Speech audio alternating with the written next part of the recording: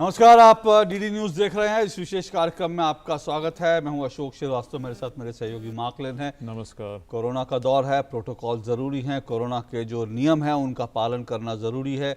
मेरे और मार्क के बीच करीब 5.5-6 फीट की दूरी है और हम दोनों इस वक्त मास्क लगा कर बैठे हैं। और आपके लिए भी बड़ा ज़रूरी है कि कोरोना के जो नियम हैं उनका आप भी कड़ाई से पालन करें। इस वक्त ये सब प्रोटोकॉल बहुत ज़रूरी है। हम आपको 5 राज्यों के विधानसभा चुनाव के जो नतीजे और रुझान है वो आपको लगातार बता रहे हैं और आपको साथ साथ देश और दुनिया की तमाम बड़ी और अहम खबरें भी बताएंगे। अभी रात 9 बजे तक मैं और मार्क लगातार आपके साथ जुड़े रहेंगे। आपको देश भर की खबरें और जैसा मैंने कहा चुनाव परिणाम और उनका विश्लेषण आप तक लगातार पहुंचाते रहेंगे। 5 राज्यों के चुनाव नतीजे जो हैं वो लगभग काफी हद तक साफ हो चुका है। इन राज्यों में क्या हो रहा है, सबसे बड़ी खबर बंगाल से आ रही है। बंगाल में जैसा आप जानते हैं कि वहां पर तृणमूल कांग्रेस ने बड़ी जीत जरूर दर्ज की है, लेकिन दूसरी तरफ ममता बनर्जी खुद जो हैं नंदीग्राम से हार गई हैं। शुभेंदु अधिकारी ने उन्हें चुनाव में हरा दिया। इस वक्त की बड़ी खबर है। साथ साथ बड़ी खबर यह भी है कि बंगाल में टीएमसी की जीत के बाद राजनीतिक हिंसा का दौर एक बार फिर शुरू हो गया है। बीजेपी के एक कार्यकर्ता की हत्या की खबर आ रही है और साथ साथ बीजेपी के दफ्तर कई जगह पर जो है, एक जगह पर खौफ आ रहा है और वहां पर बीजेपी का दफ्तर जला दिया गया है। बीजेपी ने इसको लेकर अभी थोड़ी देर पहले एक प्रेस कॉन्फ्रेंस भी की, इस पर नाराजगी भी जताई। असम में बीजेपी की वापसी हो रही है। केरल में अगर कहें तो केरल में वहां पर लेफ्ट की वापसी हुई है और साथ साथ तमिलनाडु की बात करें तो तमिलनाडु की बड़ी खबर यह है कि वहां डीएमके की सत्ता में वापसी हो रही है। पुडुचेरी में एनडीए सरकार बनाने की ओर है और असम में बीजेपी की दूसरी बार वापसी हुई है। इस वक्त जो है सार ये है अब तक की खबरों का। Mark? Absolutely, and as Ashok was saying, in fact, we have all these figures right on the side of your screen. For those of you watching on DD India, it will be in English. For those of you watching on DD News, it's in Hindi. And we can see that we've been giving you these leads and victories. Now we in fact getting a few of the seats in which people have won. So they are confirmed victories as well. It has been a little slow, the confirmed victories, because the margins have been close and people are continuing to count. In fact, even in Nandigram, as Ashok said, there was earlier a report of one person winning, and now there's a report of the other person, but there is counting continuing apparently even now. And so we have to be sure about whatever results come out, and then we will tell them to you as and when we are certain. But as we can see, the trends are on your screen. The Trinamool Congress is looking to return in West Bengal. The BJP is returning once again in Assam, and the Left Front is returning in Kerala. There will be 2 changes. The DMK is going to form the government most likely in Tamil Nadu, and in Puducherry the NDA is coming to power. जी हाँ, तो चलिए इन सब खबरों का हम विश्लेषण भी करेंगे, चुनाव परिणामों को समझने की कोशिश भी करेंगे, लेकिन उससे पहले आइए नजर डाल लेते हैं इस वक्त की सुर्खियों पर, हेडलाइंस पर। इस वक्त की हेडलाइंस क्या है, आइए देखते हैं हेडलाइंस। 4 राज्यों और 1 केंद्र शासित प्रदेश में हुए विधानसभा चुनाव के रुझान आए सामने। असम में भाजपा की वापसी तय, पश्चिम बंगाल में तृणमूल कांग्रेस जीत की ओर, राज्य में भाजपा का भी बेहतर प्रदर्शन।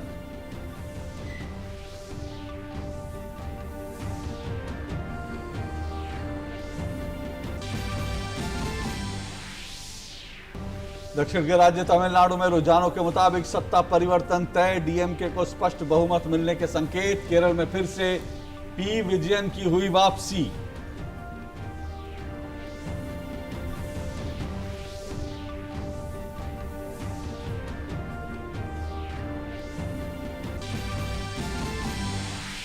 प्रधानमंत्री नरेंद्र मोदी ने नाइट्रोजन संयंत्रों को ऑक्सीजन संयंत्रों में बदलने के काम की प्रगति की समीक्षा की। नाइट्रोजन संयंत्रों को ऑक्सीजन के उत्पादन के लिए परिवर्तित किए जाने वाले विभिन्न संभावित उद्योगों की गई पहचान।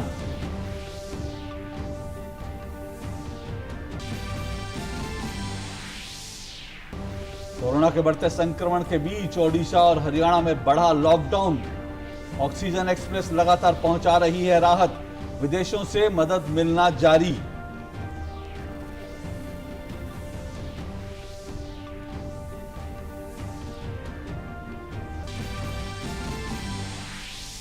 भारत रत्न सत्यजीत रे के जन्म शताब्दी वर्ष के मौके पर विशेष पुरस्कार की घोषणा।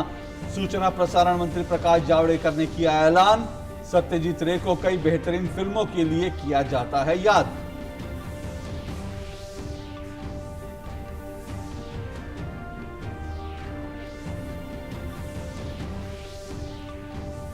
तो ये थी इस वक्त की सुर्खियां, और हम जैसा आपको लगातार बता रहे हैं, 4 राज्यों और 1 केंद्र शासित प्रदेश में जो विधानसभा चुनाव के परिणाम और रुझान सामने आए हैं, उनमें पूर्वोत्तर राज्य असम में भाजपा की दोबारा फिर से सत्ता में वापसी तय है। एनडीए 75 सीटों के साथ वहां पर लगातार बढ़त बनाए हुए है। 126 में से जो है अब तक जो है बीजेपी 57 सीटों पर बढ़त बनाए हुए है। कांग्रेस 30 और कुल मिलाकर अपने सहयोगियों के साथ बीजेपी एनडीए जो है वो 75 सीटों पर बढ़त बनाया हुआ है। महाजोत जो महागठबंधन था, जिसमें कई पार्टियां कांग्रेस के नेतृत्व में लड़ रही थी, वो 49 सीटों पर सिमट कर रह गया है। अन्य के खाते में असम में महज 2 सीटें जाती दिख रही हैं। तो इस तरह से बीजेपी अपने सहयोगियों के साथ स्पष्ट तौर पर सरकार बहुमत के साथ बनाने जा रही है। ये नतीजे जो हैं आपको हम लगातार जो बता रहे हैं असम की। और असम में आप देखिए, मध्य असम में बीजेपी 18 सीटों पर उसने जो है अब तक बड़ा बढ़त बनाई हुई है। कांग्रेस 7, बीजेपी के सहयोगी अगप 4 और अन्य के खाते में 3 सीटें। हालांकि बीजेपी को यहाँ पिछले चुनाव के मुकाबले 2 सीटों का नुकसान होता दिख रहा है। मध्य असम की बात हम कर रहे हैं। तो इस तरह से असम में एक बार फिर से बीजेपी सरकार बनाने की ओर अग्रसर है। बात करें पश्चिम बंगाल की, तो पश्चिम बंगाल में तृणमूल कांग्रेस की सरकार को स्पष्ट तौर पर बहुमत मिलता अब तक साफ दिख रहा है। यहां भाजपा ने पिछले विधानसभा चुनाव के मुकाबले कहीं बेहतर प्रदर्शन किया, लेकिन बीजेपी ममता बनर्जी को सत्ता से अपदस्थ करने में वो कामयाब नहीं हो पाई। और अगर हम वहां के नतीजों की बात करें तो बीजेपी अब तक कुल मिलाकर देखें तो 75 सीटों पर बीजेपी वहां पर बढ़त बनाए हुए है। तृणमूल कांग्रेस 217 सीटों पर, और कांग्रेस और लेफ्ट जो मिलकर लड़े थे उनका पूरी तरह से सफाया हो गया है। एक सीट भी उनको मिलती हुई नहीं दिख रही है। पश्चिम बंगाल के अलग अलग हिस्सों की बात आपको जो हम जो दिखा रहे हैं, पश्चिम बंगाल के रुझान नतीजे, अलग अलग हिस्सों की जो तस्वीर है वो भी आप देख रहे हैं। उत्तरी सीमावर्ती क्षेत्र में क्या स्थिति है इस वक्त आपकी स्क्रीन पर है। 65 में से 63 सीटों की वहां पर क्या स्थिति है। तृणमूल कांग्रेस हर क्षेत्र में उसने अच्छी खासी बढ़त बनाई है। उत्तरी पहाड़ी क्षेत्र में देखिए 28 सीटें, 28 में से 21 सीटों पर बीजेपी ने यहाँ बढ़त बनाई है। तृणमूल यहाँ पर 6 सीटों पर बढ़त बनाई हुआ। तो ये एक ऐसा इलाका है जहाँ बीजेपी को खासी बढ़त मिली है। दक्षिणी मैदानी क्षेत्र जहाँ 107 सीटें आती है, तृणमूल कांग्रेस यहाँ पर 94 सीटों पर बढ़त बनाए हुआ है। 2 सीटों का उसको फायदा होता दिख रहा है। बीजेपी 13 सीटों पर 13 की 13 बीजेपी को फायदा है। मत भूलिए कि बीजेपी पिछले विधानसभा चुनाव में सिर्फ 3 सीटें ही बीजेपी के पास थी। कांग्रेस पश्चिम बंगाल में मुख्य विपक्षी पार्टी थी, वो अपदस्थ करके बीजेपी ने उसकी जगह वहां ले ली है। और पहले चरण में 30 सीटें जहां पर चुनाव हुए थे, उनमें तृणमूल कांग्रेस को 19 सीटें मिलती दिख रही हैं। भाजपा के खाते में 10 सीटें जाती हुई दिख रही हैं।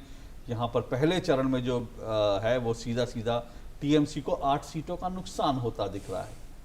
दूसरे चरण में आप देखिए 30 में से 30 के रुझान आ रहे हैं। दूसरे चरण में तृणमूल को 22 सीटें मिलती रहे हैं और बीजेपी को 8। यहाँ बीजेपी को 7 सीटों का फायदा, टीएमसी को 1 सीट का फायदा यहाँ पर दूसरे चरण में भी होता दिख रहा है।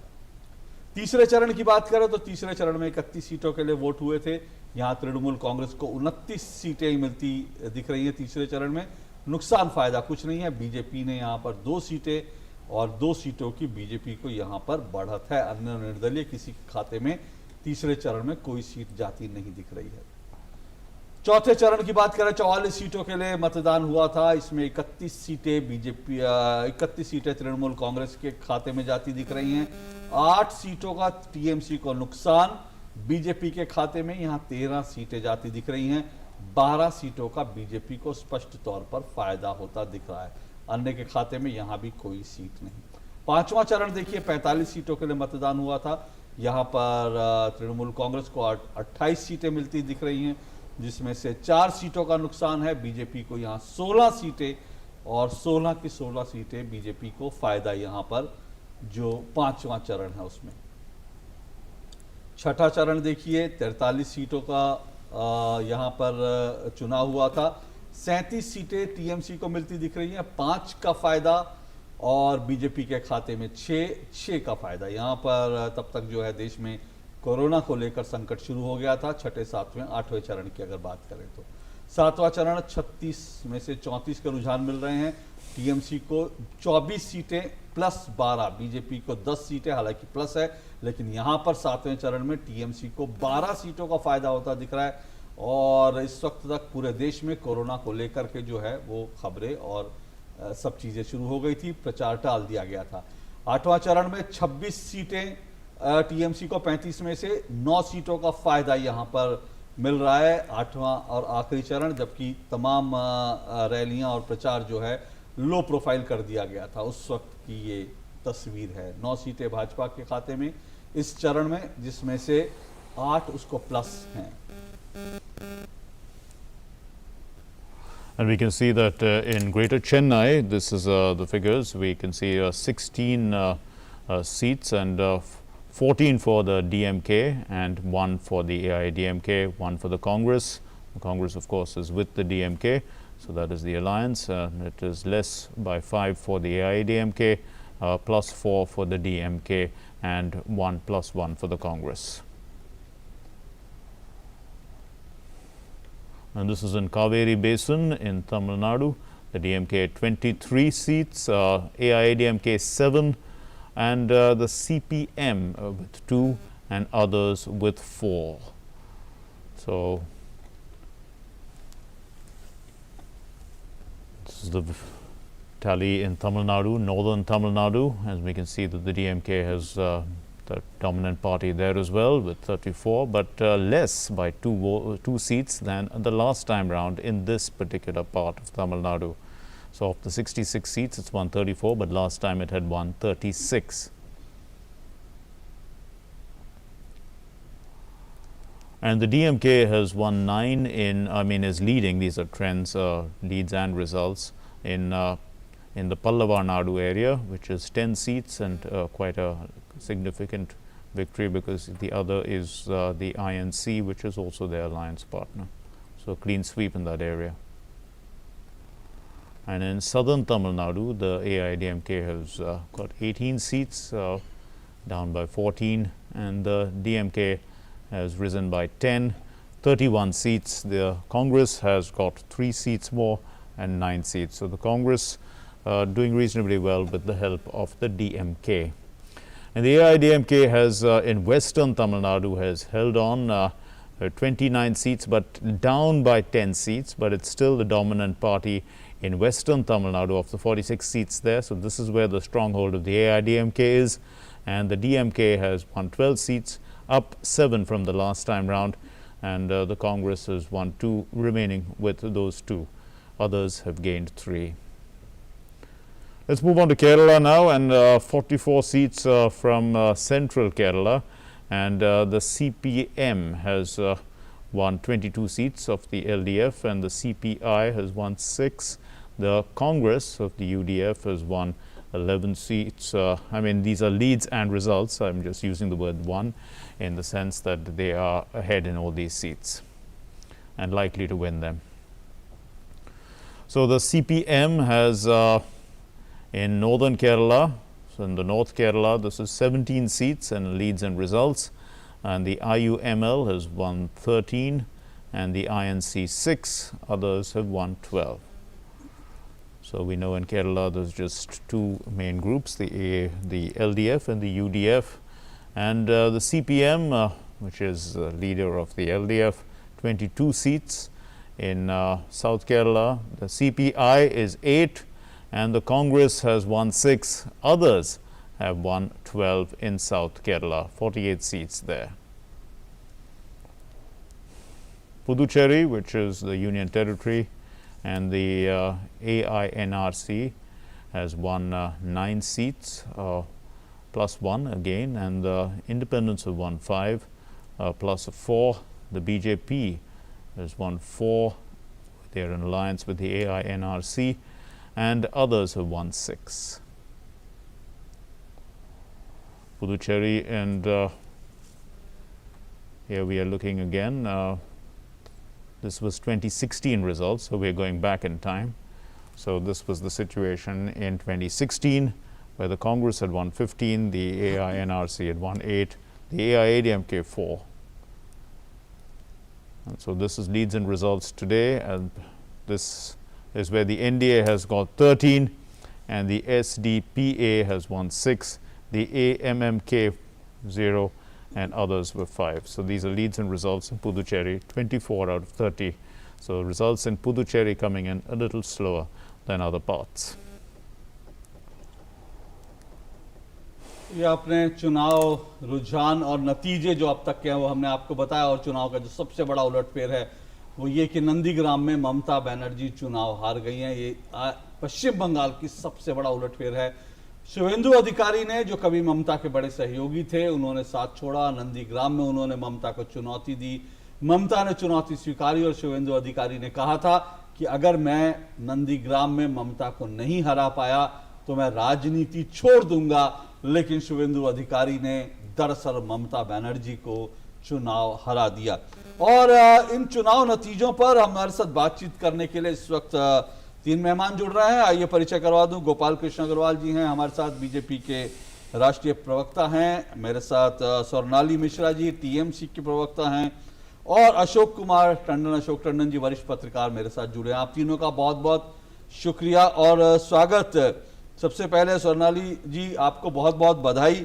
जिस तरह से टीएमसी ने पश्चिम बंगाल के चुनाव में हैट्रिक लगाई है, उसके लिए बहुत बधाई आपको। लेकिन इस जीत में खटास, कहीं ना कहीं कहते हैं ना कि वो दूध के गिलास में कोई नींबू निचोड़ देता है, तो कुछ ऐसा ही हो गया है कि जिस तरह से ममता दीदी की जो हार हुई, ऐसा लग रहा है कि दूध का भरा गिलास था लेकिन किसी ने नींबू निचोड़ दिया उसमें। ना, ऐसा नहीं है। देखिए, दीदी तो, ममता बनर्जी जो है वो सबके लिए दीदी बोली। नंदीग्राम था, फिर भी वो, क्योंकि वो बहुत भावुक है वहां की जनता के लिए, वहां से उनका जो राजनीतिक जो आंदोलन था वहां पे वो की थी, तो वो सोची कि वहां पे हम खड़े होंगे। अब वो उसको चैलेंज एक्सेप्ट की और वहां से वो खड़ी हुई, कुछ सोचे बिना ही। तो देखिए, उनके अंदर जो ममता है उसके लिए वो की है। और आप लोग बोल रहे हैं कि 1200 वोट में भैया जितना भी कम वोट में जीते, हमको तो लगता है इसमें सर्वर डाउन अचानक से कैसे हो गया, ये भी एक बहुत चिंताजनक बात है। अचानक से जो काउंटिंग हो रहा था वहां पे सर्वर डाउन हो गया इसके कारण। और दूसरी बात जो है कि ममता बनर्जी 294 सीट्स में हर जगह से ममता बनर्जी का ही फेस सामने था। तो एक भी सीट अगर वो जीतती है, टीएमसी एक भी सीट जीतती है, तो ममता बनर्जी की जीत होती है। तो वो तो 200 पार कर गई, लेकिन बीजेपी अभी भी 200 पार नहीं कर सकी, वो 80 में जाके अटक गई। तो ये बहुत चिंताजनक बात है, जहाँ पे देश के प्रधानमंत्री मोदी जी आ रहे हैं, जहाँ अमित शाह उनको टक्कर देने आ रहे हैं, एकमात्र मुख्यमंत्री जो है ममता बनर्जी उसको टक्कर देने आ रहे हैं, जहाँ से देश के केंद्रीय मंत्री आ रहे हैं, पूरे बैटालियन आ रहे हैं डेली टू डेली यहाँ पे, कि उनको कैसे हटाया जाए, ममता बनर्जी को कैसे हटाया जाए। ये सोच के ये लोग कोरोना अम्फान में सामने नहीं थे, बंगाल की जनता के पास में नहीं थे, लेकिन इलेक्शन के टाइम पोलराइजेशन की राजनीति करने के लिए ये लोग आ गए। तो ये तो बहुत गलत बात है। लेकिन यही कहेंगे कि जीत हम लोग की हुई है, जनता हम लोगों को भारी मत से जिताई है। धन्यवाद जनता को, क्योंकि जनता समझदार है। बोलते हैं ना कि जनता सब जानती है। मुख्यमंत्री कौन होगा? क्या ममता बनर्जी अब वो 6 महीने बाद, 6 महीने के अंदर उनके लिए कोई सीट खाली करवाई जाएगी, या उन्होंने जैसा कहा था विधान परिषद का गठन किया जाएगा, विधान परिषद बना के आएंगी, या फिर क्या होगा, या उनका भतीजा मुख्यमंत्री होगा? क्योंकि वो चुनाव हारी है, ये तो बड़ी बात है ना। देखिए, आप लोग तो बहुत दूर पहुंच गए, लेकिन हम बोल रहे हैं कि यही सीट ममता बनर्जी अगर जीत गई तो, क्योंकि ममता बनर्जी भी बोली है कि हमको जाना है। ये सीट जीती नहीं है स्वर्णाली जी, ममता जी ने हार स्वीकार कर ली है। जो तमाम खबरें आ रही हैं, दीदी ने, सारा चीज आपको देखना पड़ेगा। नहीं, दीदी ने हार स्वीकार कर ली है नंदीग्राम में।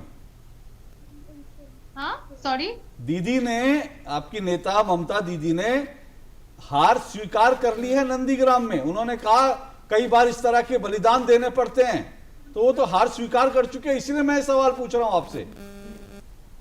देखिए, ये तो आगे का जो डिसीजन है वो पार्टी लेगी। हाँ। लेकिन हम ये बोलना चाहते हैं कि ममता बनर्जी फिर भी जीती है, और ममता बनर्जी बहुत सारे वोटों से आगे, सीटों से आगे है। और आप सिर्फ नंदीग्राम को मत देखिए, नंदीग्राम तो है ही, लेकिन नंदीग्राम में क्या घटना घटा है ये तो वो बोली भी है ममता बनर्जी कि ये हम चैलेंज लेते हैं। अगर हार भी है तो वो स्वीकार करा जाएगा, लेकिन हम लोग कोर्ट जाएंगे और कोर्ट में इसके बारे में हम लोग बात करेंगे। जी ठीक है। गोपाल कृष्ण जी, आप जो स्वर्णाली जी कह रही हैं बीजेपी ने पूरी ताकत अपनी लगा दी, अपने तमाम केंद्रीय मंत्री और तमाम बड़े बड़े लोग वहां पर गए ममता को हराने के लिए, हटाने के लिए, लेकिन उनको हटा नहीं पाए। तो कैसे आप इसको आप देखेंगे? हालांकि ये कह सकते हैं कि आप लोग को, मतलब बीजेपी को एक कॉन्सोलेशन प्राइज के रूप में कह सकते हैं कि ममता दीदी को हरा लिया, लेकिन यहां पर कहीं ये भी लगता है कि आपको कहीं चूक हो गई। अगर यही शुभेंदु अधिकारी जो ममता को हरा के जिन्होंने हराया, अगर उन्हीं का चेहरा अगर प्रोजेक्ट कर देते तो शायद बीजेपी जो है उसकी स्थिति बेहतर होती। देखिए, पोस्ट एनालिसिस कुछ भी हो सकता है, लेकिन पहली बात मैं यहाँ ये कहना चाहता हूँ कि जितना बड़ा सेटबैक कुछ लोग बताना चाह रहे हैं पश्चिम बंगाल में भारतीय जनता पार्टी को, वैसी बात नहीं है। हमारे पास 3 सीटें थी, वहां से अब 70 से ऊपर सीटें हैं, और ये अपने आप में लगभग काफी कई बढ़त बहुत अपने आप में महत्वपूर्ण है। दूसरा, ममता बनर्जी खुद हार गई, यह भी एक बहुत बड़ा मैसेज है कि ममता बनर्जी के से लोगों का वहां मोह भंग हो गया। ग्राउंड लेवल पे जिस तरह का वो डर की राजनीति करना चाहती थी, जिस तरह भ्रष्टाचार से वो अपने कार्यकर्ताओं के उस नेटवर्क को चलाती थी, उसका हो सकता है कि लोगों को उसका लाभ मिल रहा हो और वह लोग इस तरह के बात आए हो, लेकिन अपने आप में भारतीय जनता पार्टी की वहां पे बहुत महत्वपूर्ण प्रदर्शन रहा है। इस बात को आपको स्वीकारना पड़ेगा, और केवल इसलिए क्योंकि भारतीय जनता पार्टी हर इलेक्शन बहुत मजबूती से लड़ती है। हमारे जो नेतृत्व है, Modi ji, Amit Shah ji, Nadda ji, front line fighters हैं, और वह हर इलेक्शन आगे बढ़ के लड़ते हैं, और वो एक्सपेक्टेशन सब लोगों की बहुत बढ़ गई थी, और वो उसमें कोई बुरी बात नहीं है। भारतीय जनता पार्टी खुद ही लोगों को कहती है कि हम ये करेंगे, इतना एक्सपेक्टेशन है। तो 200 की जो एक्सपेक्टेशन है उसके कारण आप इस तरह कह रहे हैं, लेकिन हमें कोई सेटबैक नहीं है, मजबूती से हम वहां खड़े हैं।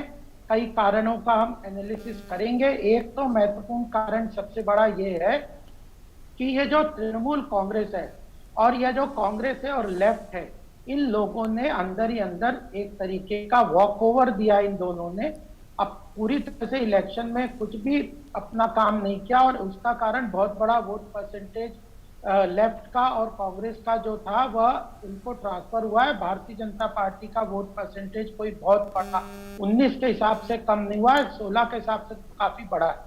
और एक बात आप देखिए, जो हम लोग बार बार कहते थे कि ममता बनर्जी का जो राज्य है पश्चिम बंगाल में, वह वहां के लिए एक श्राप की तरह है। वहां के लोगों के लिए जिस तरह की वो हिंसा करती हैं, 130 हमारे कार्यकर्ताओं का जघन्य रूप से हत्या जिन्होंने की है, उनके हाथ और चेहरा सब खून से सना हुआ है, उसका कोई जवाब नहीं दिया। तो यह बात भी महत्वपूर्ण है जिसको हम आगे लेके चलेंगे। कोई हम लोग इस तरह से शांति से बैठने वाले नहीं है। आज भी उन्होंने हमारे कार्यकर्ताओं पर हमला किया, लीडर्स के ऊपर, हमारे एक कार्यालय पे आगजनी का कार्य किया है। तो इस तरह की एरोगेंस, इस तरह की हिंसा, इस तरह का जनता के साथ भ्रष्टाचार का व्यवहार, तो मुझे लगता है कि थोड़ा कम्युनिकेशन में कहीं गैप रह गया हुआ, लेकिन भारतीय जनता पार्टी वहां मजबूती से खड़ी है। हमारे 18 वहां पे मेंबर ऑफ पार्लियामेंट है, और 70 से ऊपर जो भी फाइनल फिगर आएगी, 75 आएगी, 80 आएगी, उतने हमारे एमएलए हैं। तो ममता बनर्जी कोई आसान राह नहीं है कि वह अपनी मनमर्जी पिछली बार की तरह वो चलाते रहेंगे। Mr. Tandon, perhaps you can give us an overview, what is the larger message that we have picked up from the West Bengal election in particular and all these elections in general? So particularly if you are talking about West Bengal, Yes. so we'll have to go back, when in 2011, Mamata Banerjee came to power for the first time, defeating the Left Front, which had been in the saddle for more than 30 years. Yes. It was felt that the Left Front and the Congress will bounce back in the 2016 election. But they failed to unseat Mamata Banerjee. But there was a vacuum developing in the West Bengal party. And for the first time, when BJP, under the leadership of Prime Minister Narendra Modi, made a huge dent in the 2019 election, Lok Sabha election, winning 18 seats and around 40% of the popular vote, that provided an opportunity for the BJP to fill the vacuum which has been created by the departure of decimation of the Left Front and the Congress. Okay. And from there, they got encouraged. But unfortunately for the BJP, they didn't have the infrastructure. The party setup was hardly to be seen in West Bengal over the decade. And it was not possible to develop the infrastructure and the leadership overnight. But on the basis of the popular vote, which they got 40% in 2019 Lok Sabha poll, Yes. and 18 seats, they decided to build and challenge Mamata Banerjee. And in the process, what the results are now available is that the vacuum caused by the departure of Left Front and the Congress has been now completed. The Left Front and the Congress, which came together, have been decimated. And Yes. therefore now in Bengal, the politics has become literally bipolar, two-party politics. Two-party system, yes. One happens to be a national party, the other happens to be a regional party. So I think in that context, there is a huge change in the politics of West Bengal, which has Okay. seen 30 years of Left Front and earlier 3 decades of the Congress rule. So I think we will have to see the election results in West Bengal from the perspective that what happened, what led to the decimation of the Left Front. And also, at the end of the day, when Left Front and Congress, they came together to Okay. try and revive their fortune, and they have miserably failed. So I think the BJP politics, the BJP strategy of emerging as an alternative to Trinamool Congress has succeeded to some extent, although they have not been able to unseat her in the Sure. very first attempt. From 3 seats, you can't Right. imagine unseat a popular leader who had more than 200 seats in the previous election. So I think from the beginning has been made for the BJP to Okay. emerge as a very strong and viable alternative to Trinamool Congress in West Bengal. Ms. Mishra, in fact, taking on from where Mr. Ashok Tandon left off, what actually that would imply is that the left and the Congress are decimated in West Bengal. You have already lost a number of leaders moving over to the BJP. Now, are you going to be accommodating some of these leaders who probably are out of jobs now from the Congress and the left to try and build your base once again? You said that, of all the 200 plus seats, all of them are victories for Mamata Banerjee. Is that basically she's the only person who this party depends on, or are there other leaders too?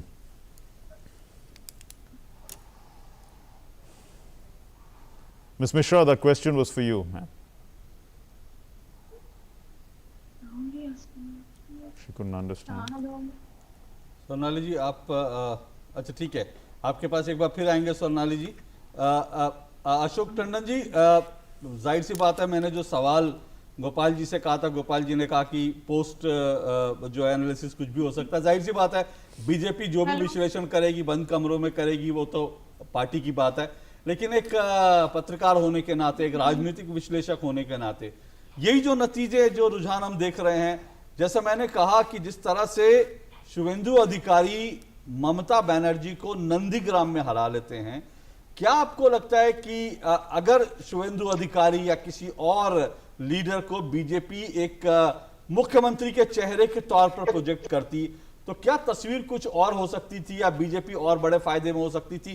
क्योंकि बंगाल में ये Bengali card, Mamata Banerjee ने लगातार Bengali card खेला, BJP को कहा ये बाहर की आई पार्टी है, गुजरातियों की पार्टी है, बिहारियों की पार्टी है। अगर एक बंगाली चेहरा मुख्यमंत्री के तौर पर बीजेपी प्रोजेक्ट करती तो क्या ज्यादा मजबूत होती? और देखिए, एक बात बड़ी स्पष्ट है, जैसे मैंने पहले भी कहा कि भारतीय जनता पार्टी का पश्चिम बंगाल में कोई बेस नहीं था। वो पार्टी का इंफ्रास्ट्रक्चर गांव शहरों में भी नहीं था, और वहां से केवल और केवल एक जो आशा की किरण पार्टी को दिखाई दी वो 2019 के लोकसभा चुनाव में, जब प्रधानमंत्री नरेंद्र मोदी के नेतृत्व में पार्टी को 40% मत मिलता है, 18 लोकसभा की सीट मिलती हैं, तब पार्टी को ये लगता है कि जो वाम मोर्चा और कांग्रेस के हटने से जो एक रिक्तता पैदा हो रही है, वैक्यूम क्रिएट हो रहा है, उसको हम भर सकते हैं। तो वहां से जब शुरुआत करती है पार्टी, तो इतनी जल्दी ग्राउंड लेवल पर इंफ्रास्ट्रक्चर खड़ा नहीं हो सकता। तो स्वाभाविक है जो बाहर से बाकी पार्टियों के लोग लाए जाएंगे उन्हीं को आगे किया जाएगा, लेकिन उनमें से किसी को मुख्यमंत्री का चेहरा लाना ये शायद पार्टी की स्ट्रेटेजी में ठीक नहीं बैठ रहा था। इसलिए पार्टी ने फिर से 2019 के तरीके से ही प्रधानमंत्री नरेंद्र मोदी को जो 40% वोट मिला था, उसी को विधानसभा के चुनाव में वोट में तब्दील करने की कोशिश की। इसीलिए चुनाव का सारा दारोमदार इसीलिए था कि अगर लोकसभा चुनाव में प्रधानमंत्री उस राज्य में जहां भारतीय जनता पार्टी का इंफ्रास्ट्रक्चर बहुत कमजोर था, वहां 40% मत ला सकते हैं, 18 लोकसभा की सीट ला सकते हैं, तो क्यों नहीं हम इसी चीज को विधानसभा में बनाएं, अरे पार्टी का इंफ्रास्ट्रक्चर खड़ा करें, चाहे उसमें हम तृणमूल के लोगों को भी लाएं। लेकिन ये जो एक मैं समझता हूँ प्रयास किया गया, वो प्रयास काफी हद तक इसलिए सफल हुआ कि अगर आज भी भारतीय जनता पार्टी की 80 सीट के करीब आती हैं, तो ये बात तय हो जाएगी कि आने वाले भविष्य में वेस्ट बंगाल में तृणमूल वर्सेस बीजेपी बन के रह जाएगी।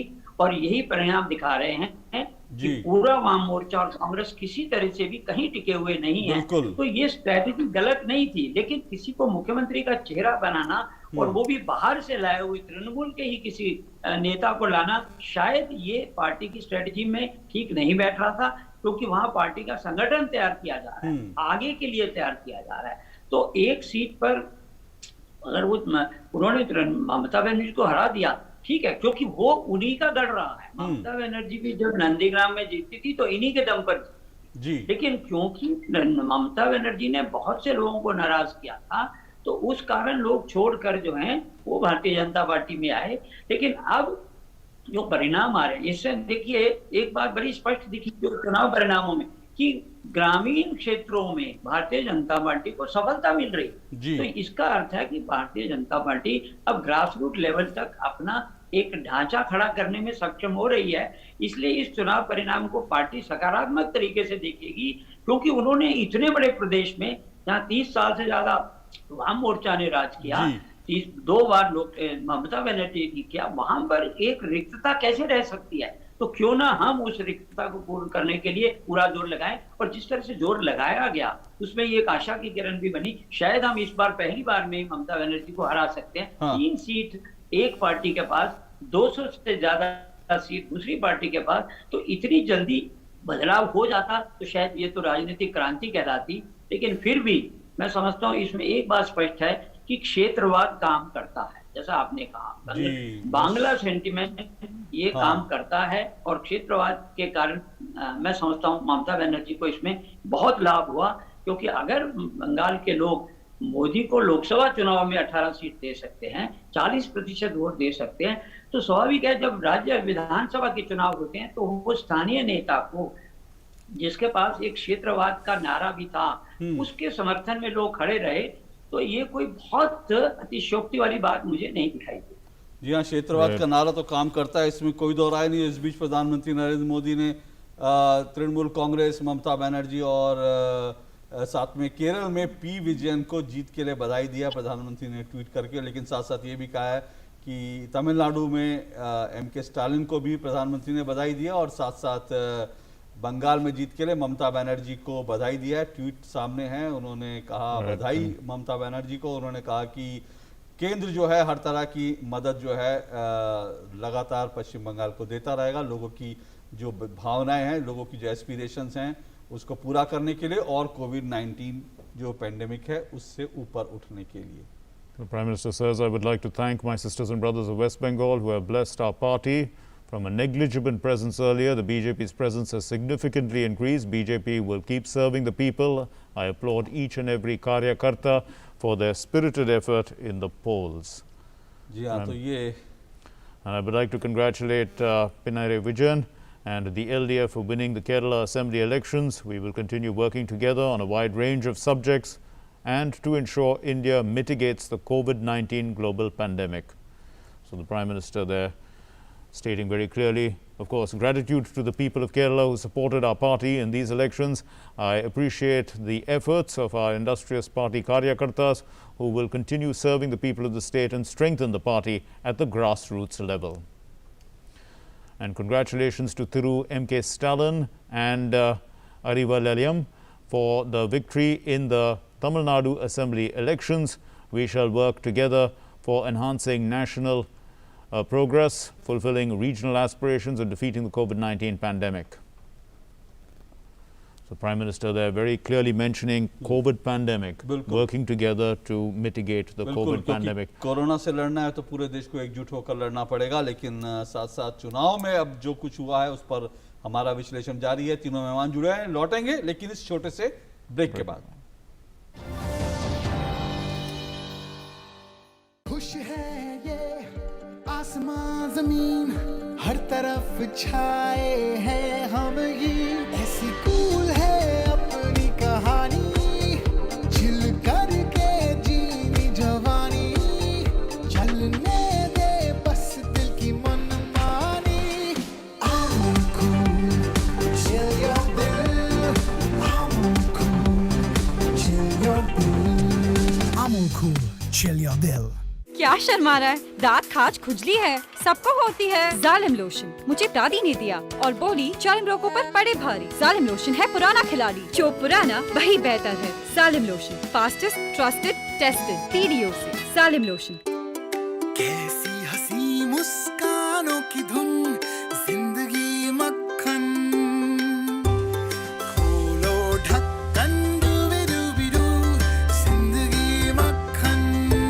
अमूल बटर, पतली पतली delicious.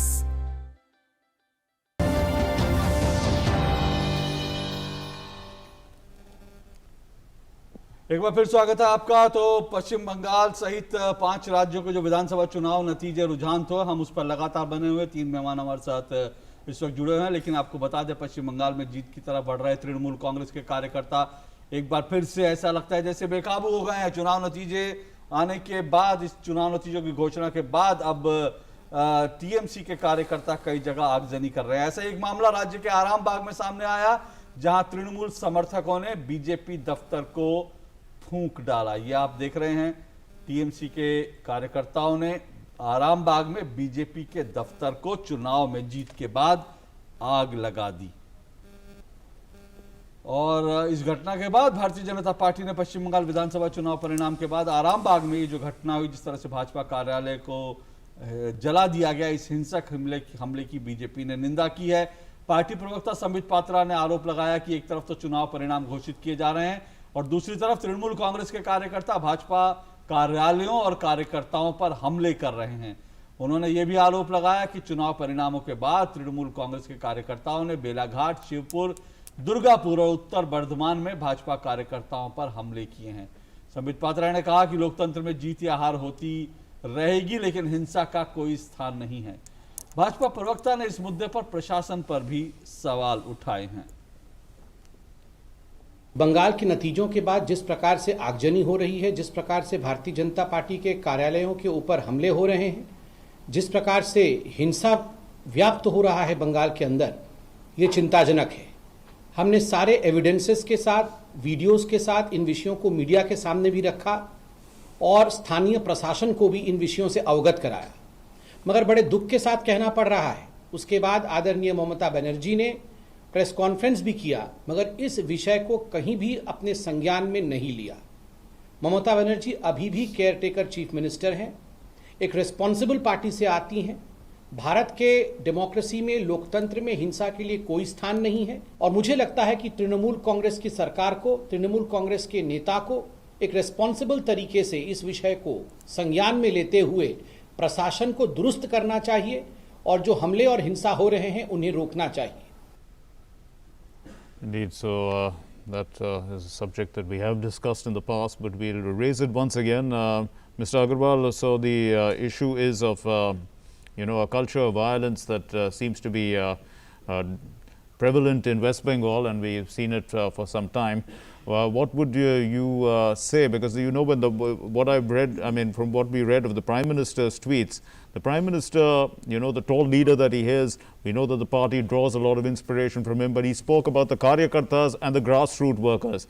And, and these are the people who are actually, who are in the forefront of, they get beaten up, they are the ones who face the violence at the end of the day. And we've seen that in West Bengal, the BJP seems to have done well in the northern part of the state and not so well in the rest of the state. So is the message only, going to some parts of the BJP's belief in development is only going to some parts of West Bengal and not spread across the whole state? One thing is that we are very much worried about our Karyakartas being attacked like this.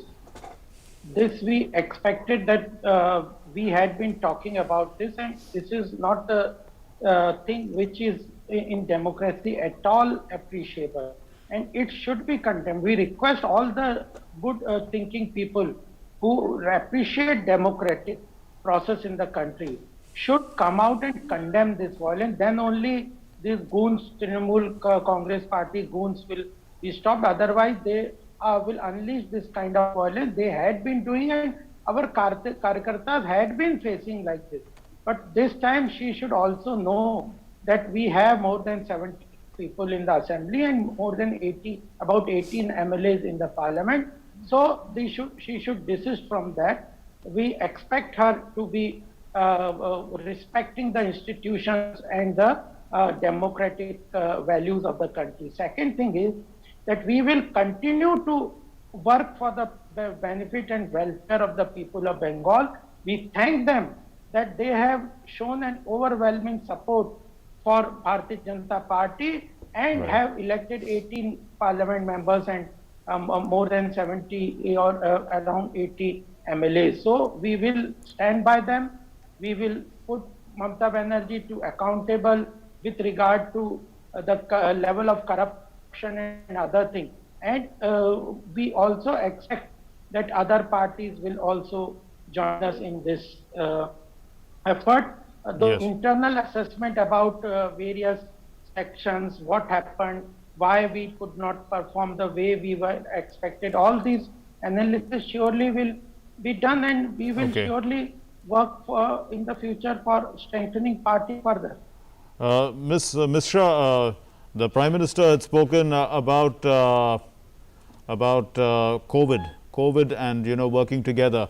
What do you see as the main priority of Mamata Banerjee going forward? The number of COVID cases in West Bengal as of Arogya Setu app was 17,512 as of yesterday. Yes, ma'am. Mamata Banerjee देखिए पहले दिन से ही बोल रही है कि 8 चरण को 5 चरण में कर देने, इसी नहीं देखी। इलेक्शन कमीशन तो 10 मार्च को देखिए हम लोग के यहाँ 3,000 केसेस हुआ था, उसके बाद 20 अप्रैल को वो केस बढ़ के 55,000 हो गया। तो केस ऐसे बढ़ रहा है कि इसी इसके लिए जिम्मेदार है। और अभी भी ममता बनर्जी बोल रही है कि कोविड के टाइम हम लोग कोविड को पहले प्रायोरिटी देंगे, हम लोग जीते हैं, ठीक है, लेकिन हम जश्न बाद में मनाएंगे। पर स्वर्णाली जी माफ कीजिएगा, आपको रोक रहा हूं क्योंकि आपके कार्यकर्ताओं की सुबह से लगातार तस्वीरें आ रही हैं, सड़कों पर निकलकर वो जश्न मना रहे हैं, बिना मास्क के वो एक दूसरे को गुलाल लगा रहे हैं। आप कह रही हैं कि कोविड की बड़ी चिंता हो रही है। ममता बनर्जी बाहर निकल के मीडिया भी फेस की है और वो बोली भी है मीडिया के सामने कि अरे बाबा बोलिए, मैं आपको सुबह की तस्वीरें बता रहा हूँ, सुबह से लगातार टीएमसी कार्यकर्ताओं की तस्वीरें आ रही हैं। या जो आनंद है अंदर में वो तो देखिए कितना हम लोग रोक सकते हैं। हाँ, यही तो दिक्कत है, अंदर का आनंद रोके नहीं रुकता, इसीलिए कोरोना हो कुछ हो आनंद तो निकल ही जाएगा। इलेक्शन कमीशन इतना दिन से था तो 8 चरण क्यों किया? जहाँ आसाम में इतना कम चरण में हो रहा है, आसाम में 3 या 2 चरण में हुआ था, केरल में 1 चरण में हो रहा है, तमिलनाडु में, तो ऐसे कैसे हुआ? यहाँ पे अगर कम हो जाता तो पहले से मल्टीपल हम चरण लोग से यहाँ क्या कंप्लीट नहीं प्रॉब्लम फैलता थी? ना इतना। मल्टीपल ऊपर से चरण ऑक्सीजन से की हाँ, कमी है, यहाँ पे आप ये बेड कह का सकते कमी हो है कि पूरे देश में।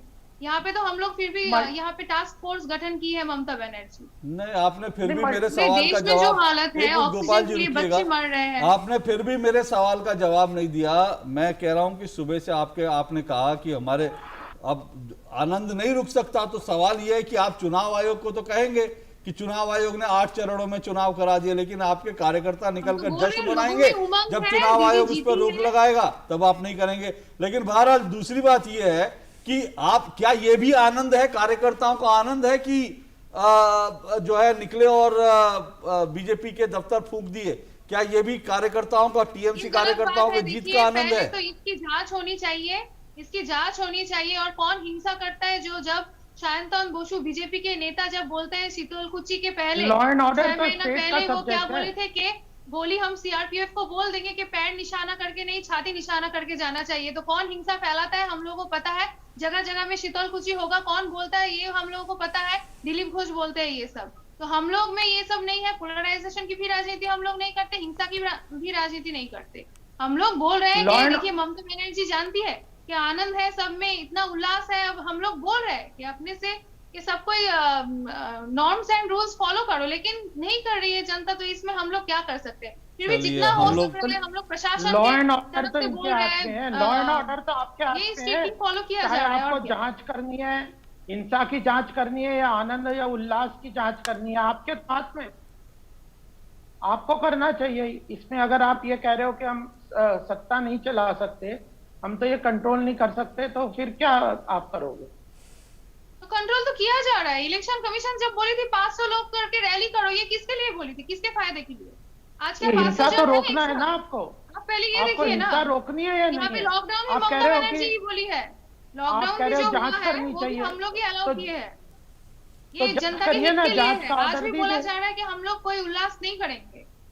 अगर ऐसा तो होता आप तो जांच ममता बनर्जी करिए। बोलती कि हाँ उल्लास करो। चलिए कौन चलिए उल्लास चलिए होता? चलिए, हम ये लोग की तो पार्टी से छोड़िए। ऐसा नहीं बोला जा रहा है। तो मुझे आप लगता कैसे है हम ये लोगों तू मुझे लगता है ये तू मैं तो रुकेगी नहीं, क्योंकि Right. अब तो और बढ़ेगी शायद बंगाल में। अभी तो हिंसा बढ़ रही है, तू मैं कितनी होगी पता नहीं, देखते हैं, उसका इंतजार करना पड़ेगा। पर सोनाली जी, एक चीज जो उसके पहले जो है गोपाल जी ने कही थी, और जो बहुत सारे राजनीतिक विश्लेषक ये मान रहे हैं, क्या आपको लगता है कि टीएमसी का कुछ अंडरहैंड डीलिंग जो है कांग्रेस और लेफ्ट के साथ थी क्या? क्योंकि कांग्रेस और लेफ्ट का बिल्कुल सुपड़ा साफ हो गया है। राहुल गांधी ममता जी के खिलाफ प्रचार करने नहीं आते, प्रियंका गांधी वाड्रा नहीं आती प्रचार करने। मैसेज तो यही है कि राहुल उन लोगों ने गांधी आए साफ थे कह दिया था कलकत्ता। कि भाई बंगाल में ममता राहुल दीदी जीत गांधी रहे। आए थे बंगाल में, आपको याद होगा कि नहीं पता नहीं, लेकिन राहुल गांधी आए थे इलेक्शन प्रचार में। जी नहीं, राहुल गांधी चुनाव प्रचार करने नहीं आए, बंगाल में आए थे तो इलेक्शन से पहले। बंगाल में आए थे। अशोक इलेक्शन टंडन से जी, पहले अशोक टंडन जी, क्या राहुल गांधी ये जी- कह रहे हैं इलेक्शन से पहले, कह रही है हाँ, इलेक्शन मैं से चुनाव पहले प्रचार आए। की बात कर रहा हूं। इलेक्शन से पहले गए होंगे चुनाव प्रचार। यहां तक कि जब कांग्रेस ने अपना घोषणा पत्र भी जारी किया था बंगाल के लिए, तब भी अधीर रंजन चौधरी नेतृत्व ले रखा था। राहुल गांधी या केंद्र से कोई और नेता नहीं गया था। लेकिन आप अगर आंकड़े देखेंगे, हम लोग का जो सीट है, आप देखिए वहां पे हम लोग का जो वोट परसेंटेज है वो बड़ा है। सीपीएम कांग्रेस का जो जोड़ है उसमें नहीं आया, लेकिन जो यही बीजेपी तो मैं कह रहा हूं कि बड़ा है, इसीलिए तो मैं पूछ रहा हूं। बीजेपी का कहाँ कहीं से ऐसा बड़ा? तो नहीं CPM कि कांग्रेस लेफ्ट से और बड़ा है। कांग्रेस ने अपना वोट शिफ्ट कर दिया। वो स्विफ्ट किया बीजेपी की तरफ, हम लोग की तरफ नहीं। हम लोग तो ऐसे ही थे। देखिए हाँ। ना, 50% जो है वो जनता का स्वतःस्फूर्त जो ये है उसमें आया है, ऐसा नहीं है। ठीक नहीं, है। अगर अशोक बीजेपी टंडन जी, की क्या तरफ आपको शिफ्ट लगता किया है, होता तो क्योंकि हमारे एक मिनट गोपाल जी रुकिएगा। अशोक टंडन जी, क्या आपको लगता है ये कोई, आपको इसकी कोई संभावना दिखती है कि इस तरह का, क्योंकि ममता दीदी की जो सीट बढ़ी है, कई लोग कह रहे हैं कि भाई ये, क्योंकि बहुत सारे लोग ये भी कहते हैं कि भाई जिस तरह से लोकसभा चुनाव हुआ था 2019 का, उसमें जो है लेफ्ट के कार्यकर्ताओं ने बाकायदा बीजेपी के लिए वोट डाल दिया था, और अब जो है ये कहा जा रहा है कि लेफ्ट और कांग्रेस का जो वोट शिफ्ट है वो पूरी तरह से ममता में, वो एक तरह का पूरी तरह का पोलराइजेशन हो गया दो ताकतों के बीच।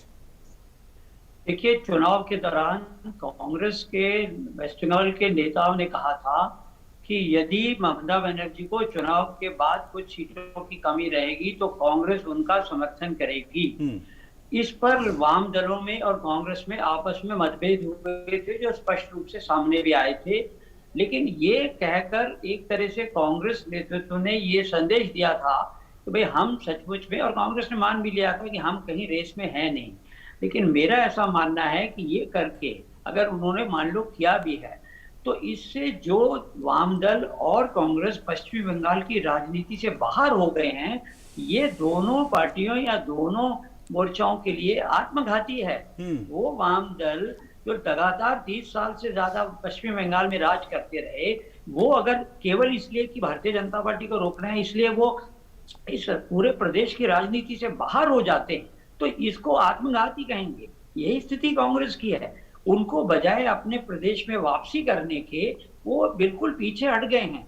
लेकिन देखिए वही वाम दल और कांग्रेस केरल में एक दूसरे के सामने लड़ रहे हैं और कांग्रेस कोशिश कर रही थी कि वाम मोर्चे को वहां से हटाया जाए, लेकिन वो हो नहीं पाया। तो पश्चिमी बंगाल लोग देखिए, जनता सब देखती है कि पश्चिमी बंगाल में आप मिलकर चुनाव लड़ रहे हैं और लड़ भी नहीं रहे हैं, बड़े बेमन से लड़ रहे हैं और जनता ने ये देखा कि इनको वोट देना तो बिल्कुल बेकार है।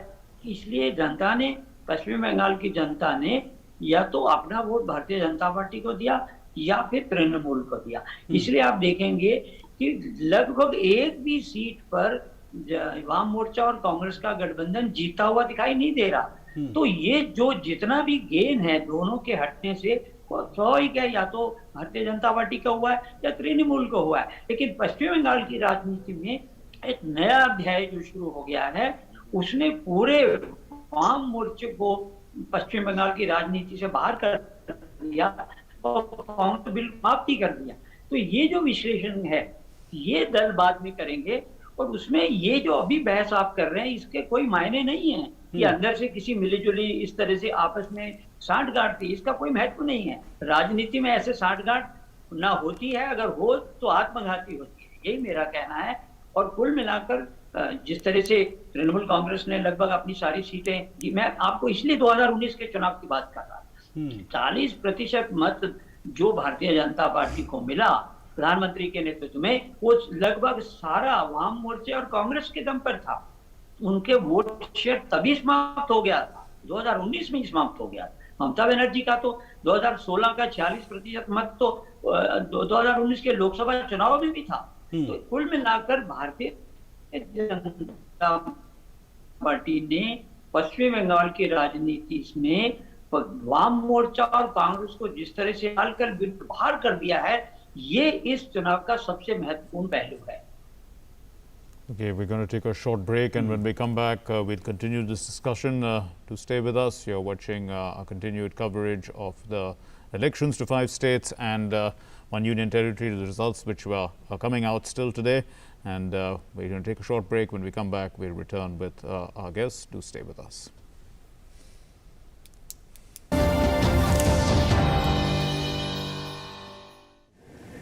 माँ कब आएगा? अभी आएगा। अरे बोलो ना माँ, कब आएगा? बोला ना, अभी आ जाएगा। ये ले, आ गया कुआं। अरे कुआं नहीं माँ, हमारे घर नल से जल कब आएगा? नल से जल? अरे गुड्डी, बहुत जल्दी आएगा पानी। जल जीवन मिशन आ चुका है। हम 1 कदम उठाएंगे तो सरकार 10 कदम उठाएगी। सच? सही बात है। लेफ्ट के इतने बड़े-बड़े नहीं। तुम्हारे मुंह में घी शक्कर। घी शक्कर नहीं माँ, स्वच्छ जल। 2024 तक देश के सभी 19 करोड़ घरों में पहुंचेगा पीने का साफ पानी। अब होगा हर घर जल। जल जीवन मिशन, जल शक्ति मंत्रालय, भारत सरकार।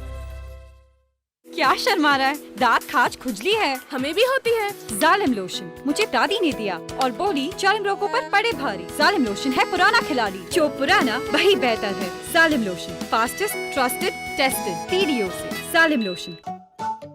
ये गर्मा गर्मी धक्का मधक्की, प्यास एक है सबकी। टेंशन का स्ट्रॉ हटा और एक सांस में खटक जा। हमारा कोल्ड ड्रिंक, हमारा कोल्ड ड्रिंक, हमारा कोल्ड ड्रिंक, अमूल लस्सी हमारा कोल्ड ड्रिंक।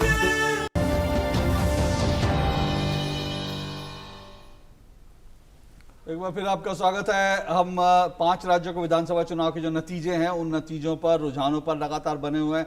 सुबह से सिलसिला जारी है और जो परिणाम, रुझान जो अब तक आए हैं बड़े ही दिलचस्प हैं। पश्चिम बंगाल में हैट्रिक लगाई है ममता बनर्जी की टीएमसी ने, लेकिन दूसरी तरफ बड़ी खबर यह भी है कि ममता बनर्जी खुद जो हैं वो नंदीग्राम में चुनाव हार गई हैं। शुवेंदु अधिकारी ने उन्हें चुनाव में उनको हरा दिया है। ममता बनर्जी को कभी सिपा सालार थे शुवेंदु अधिकारी ममता बनर्जी के, और उन्होंने कहा था नंदीग्राम में, उनको चुनौती दी थी ममता को और कहा था कि अगर मैं चुनाव हार गया ममता बनर्जी से नंदीग्राम में तो राजनीति से संन्यास ले लूंगा। लेकिन उन्होंने जो है दिखाया कि नंदीग्राम दरअसल अगर किसी का है तो वो शुवेंदु अधिकारी की पकड़ उस पर अभी भी बनी हुई है। और दरअसल ममता नंदीग्राम में जो जीती थी वो शुवेंदु अधिकारी और अधिकारी जो परिवार है उसकी वहां पर जो कुछ उसका होल्ड है उसके कारण।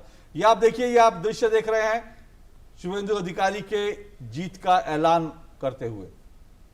यह दृश्य है, ये शुवेंदु। 6198, मनोज कुमार दास 235, दीपक कुमार गायन 74, सुब्रत बोस 72, शेख साद्दाम हुसैन 310, स्वपन पड़ुआ 773, नोटा 1099। ये बनने तो जो चुनाव अधिकारी हैं उन्होंने नंदीग्राम में शुवेंदु अधिकारी की जीत की। शुवेंदु अधिकारी 1,09,673, ममता बनर्जी 1,07,937, मीनाक्षी मुखर्जी 6,198, मनोज कुमार दास 235, दीपक कुमार गायन 74, सुब्रत बोस 72, शेख साद्दाम हुसैन 310, स्वपन पड़ुआ 773, नोटा 1099। ये बनने तो ये चुनाव अधिकारी दरअसल शुवेंदु अधिकारी की जो जीत की का ऐलान कर रहे थे नंदीग्राम में, और ये तृणमूल कांग्रेस के लिए, ममता बनर्जी के लिए बहुत बड़ा सेटबैक है। ममता बनर्जी जो फाइटर जो कहती हैं अपने आप को, और फाइटर हैं वो, इसमें कोई दो राय नहीं। जिस तरह से नंदीग्राम में शुवेंदु अधिकारी ने उनको हराया है, ये उनके राजनीतिक करियर का एक बहुत बड़ा, उनके राजनीतिक करियर पे डेंट है। हमारे संवाददाता शैलेंद्र मिश्र हमारे साथ जुड़े हुए हैं इसी खबर पर और ज्यादा जानकारी के लिए बात करने के लिए। शैलेंद्र, हम जो अब जितना सुन पाए, जो चुनाव अधिकारी ऐलान कर रहे थे, करीब 1,09,000 कुछ वोट जो है शुवेंदु अधिकारी को मिले हैं और ममता बनर्जी थोड़ा ही पीछे रही। कितने वोटों का फासला रहा इस हार जीत में शैलेंद्र? जिन्हें लगता शैलेंद्र तक हमारी आवाज नहीं पहुंची, लेकिन ये एक बड़ी खबर जिसको मैं बार बार कह रहा हूं कि ये ममता बनर्जी के लिए एक बहुत बड़ा उनके राजनीतिक करियर के लिए झटका है, सदमा है। वो भले ही मुख्यमंत्री दोबारा बन जाएंगी और विधान परिषद से आ सकती हैं, जैसा उन्होंने ऐलान किया था कि विधान परिषद का गठन करके भी आ सकती हैं, या 6 महीने उनके पास होंगे, 6 महीने में वो किसी और विधानसभा सीट से किसी विधायक को इस्तीफा दिलवा करके विधानसभा में आ सकती हैं। 6 महीने तक बिना चुनाव जीते भी वो मुख्यमंत्री रह सकती है, लेकिन जो राजनीतिक करियर पर उनके डेंट लगा है वो वास्तव में बहुत बड़ा है। और मुझे पता चल रहा है कि शैलेंद्र मिश्र हमारे संवाददाता जुड़ गए। शैलेंद्र, ये हार जीत का फासला जो है, अंतर जो है, क्या रहा? जी अशोक, जो रिटर्निंग ऑफिसर ने जो अनाउंस किया उसके मुताबिक 1773 वोटों से शुवेंदु अधिकारी को ये बढ़त हासिल हुई है अंतिम तौर पर। और एक तरफ से देखें कि पिछले कुछ घंटों से एक वहां की स्थिति थी कि कुल कितने वोटों से शुवेंदु अधिकारी को अंतिम तौर पर जीत हासिल हुई है, उसमें 1773 वोटों का हार जीत का अंतर रहा है शुवेंदु अधिकारी और ममता बनर्जी के बीच। से एक तरह से कह सकते हैं दिन भर जिस तरह से कांटे का मुकाबला चला, और हमने देखा कि शुरुआत से ही जो शुरू के 3-4 चरण हुए थे, शुवेंदु अधिकारी ने एक बड़ी बढ़त बनाई थी ममता बनर्जी पर। हालांकि बाद में वो बढ़त कम होती गई थी, लेकिन अंतिम तौर पर जो एक तरह से देखें ऐलान किया गया उसमें 1773 वोट से शुवेंदु अधिकारी को जीत हासिल हुई है। हम जानते हैं कि एक बहुत बड़ा एक तरह से कह सकते हैं कि भले ही टीएमसी और ममता बनर्जी ने पश्चिम बंगाल में एक तरह से देखें जो प्रदर्शन रहा टीएमसी का, सत्ता में वो वापस आने में कामयाब होते दिखाई दिए। लेकिन नंदीग्राम से जिस सीट पर ममता बनर्जी ने कहा था कि वो नंदीग्राम से चुनाव लड़कर शुभेंदु अधिकारी को हराएंगी, और एक तरह से ये भी कहा था कि शुभेंदु अधिकारी की जो राजनीतिक जो जमीन है वो उसको एक तरह से उसके खिलाफ वो चुनाव लड़के और चुनाव जीत कर दिखाएंगे। लेकिन जिस तरह से हमने देखा कि नंदीग्राम का जो नतीजा रहा है वो निश्चित तौर से ममता बनर्जी के लिए झटका होगा। शैलेंद्र, शुक्रिया आपका। तो 1736 वोटों से शुभेंदु अधिकारी जीते हैं, ये बड़ी खबर जो है। और अब बंगाल की तो बात करें, लेकिन बात असम की भी करें। असम में क्योंकि बीजेपी की दोबारा सत्ता में वापसी हो रही है, सर्बानंद सोनोवाल जो वहां के मुख्यमंत्री हैं वो इस वक्त प्रेस से संवाददाताओं से बातचीत कर रहे हैं। अच्छा, माफ कीजिएगा, सर्बानंद सोनोवाल जी हमारे साथ लाइव जुड़े हैं। बहुत बहुत शुक्रिया सर्बानंद सोनोवाल जी, आपको सबसे पहले बहुत बहुत बधाई इस जीत की। क्या कहेंगे, क्या कारण रहे इस आपकी जीत के?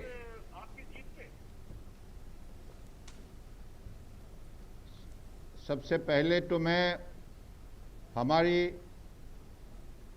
असम प्रदेश की जनता को मैं विशेष रूप से धन्यवाद देना चाहता हूं। उनकी आशीर्वाद की वजह से, सहयोग की वजह से ये संभव हुआ है।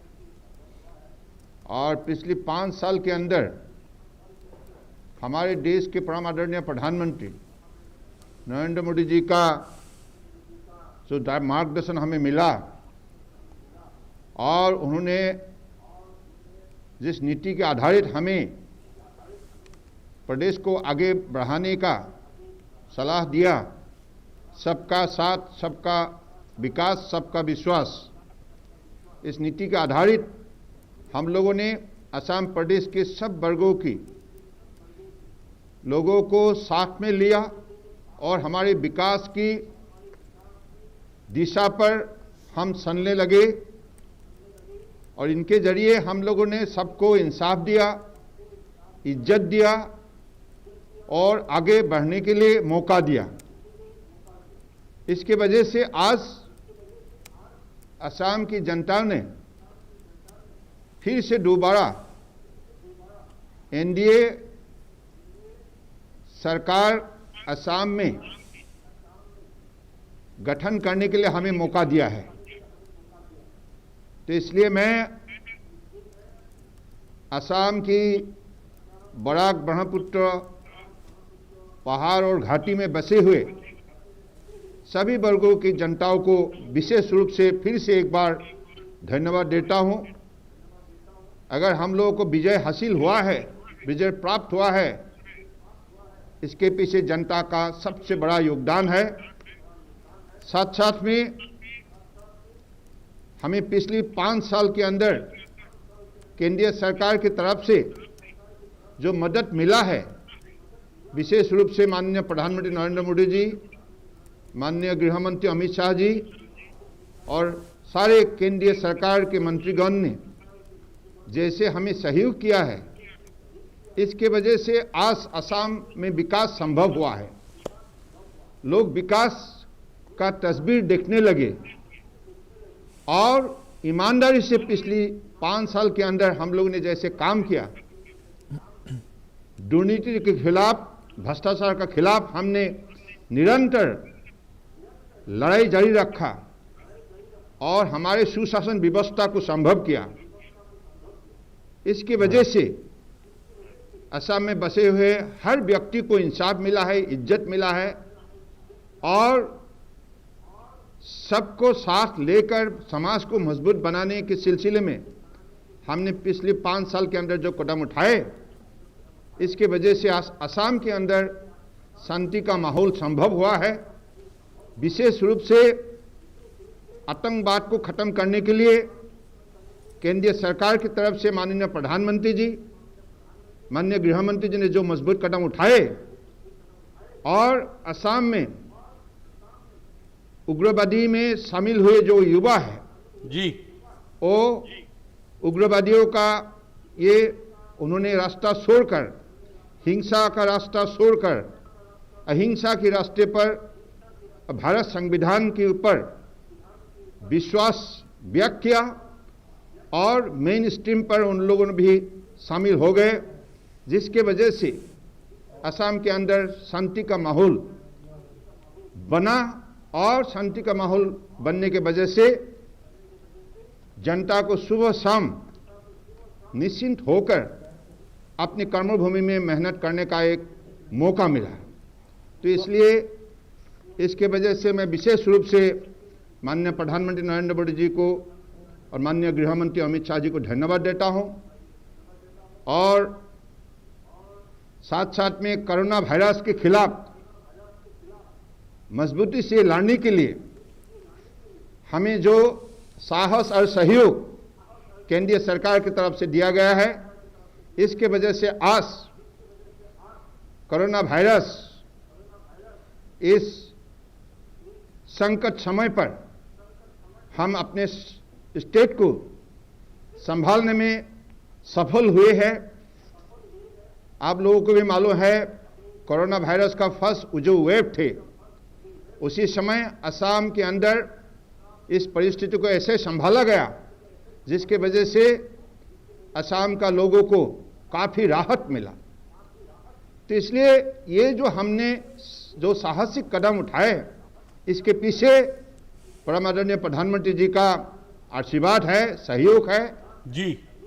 और साथ साथ में आज असम के अंदर बसे हुए हर व्यक्ति को आज एक आत्मविश्वास से आगे बढ़ने के लिए सबको मौका मिला है जी। मुझे लगता है कि इनके वजह से आज फिर से जनताओं ने दोबारा बीजेपी को सत्ता में लाने का एक बहुत महत्वपूर्ण कदम उठाए हैं।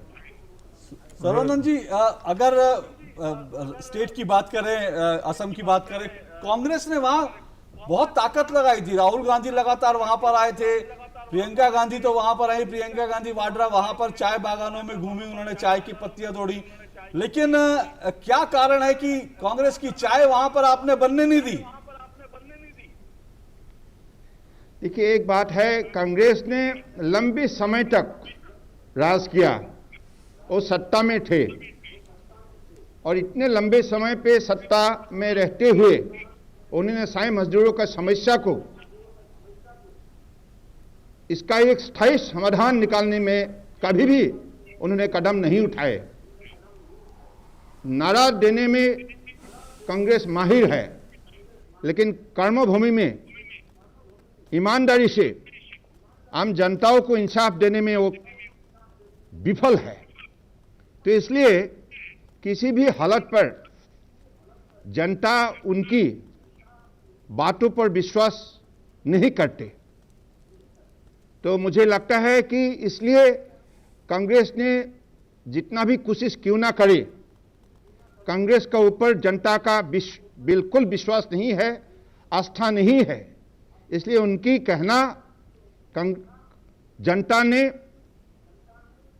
ना कहा, और इसलिए बीजेपी दूसरी तरफ ईमानदारी से, निष्ठा से जनता के लिए जो काम किया है, इसके वजह से जनता ने आज बीजेपी को अपना लिया है। Mr. Sarbandan Sonowal ji, thanks very much for talking to us here on DD News and DD India. Well, you did mention Prime Minister Narendra Modi and Home Minister Amit Shah, and you credit, of course, goes to them, but credit, of course, goes to you.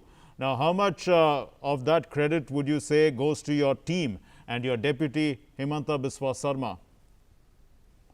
Because हम लोग एक साथ मिल के काम किया है, और हमारे बीजेपी की राष्ट्रीय सभापति जेपी नड्डा की नेतृत्व पर सारे असम की जितना भी बीजेपी का कार्यकर्ता है, मैं भी बीजेपी का कार्यकर्ता हूं, तो हम लोगों ने एक साथ मिलकर मेहनत किया। हमारे साथ हिमंत बिस्वा शर्मा जी का साथ साथ बाकी जो भी हमारे सहयोगी हैं, सब लोगों ने टीम असम की स्पिरिट पर हम लोगों ने काम किया, और इसके वजह से आज सफलता संभव हुआ है। मैं इस अवसर पर हमारे राष्ट्रीय अध्यक्ष जेपी नड्डा जी को धन्यवाद देता हूं विशेष रूप से, और हमारे वरिष्ठ नेतागण जो है केंद्रीय सरकार में, सबको मैं धन्यवाद देता हूं।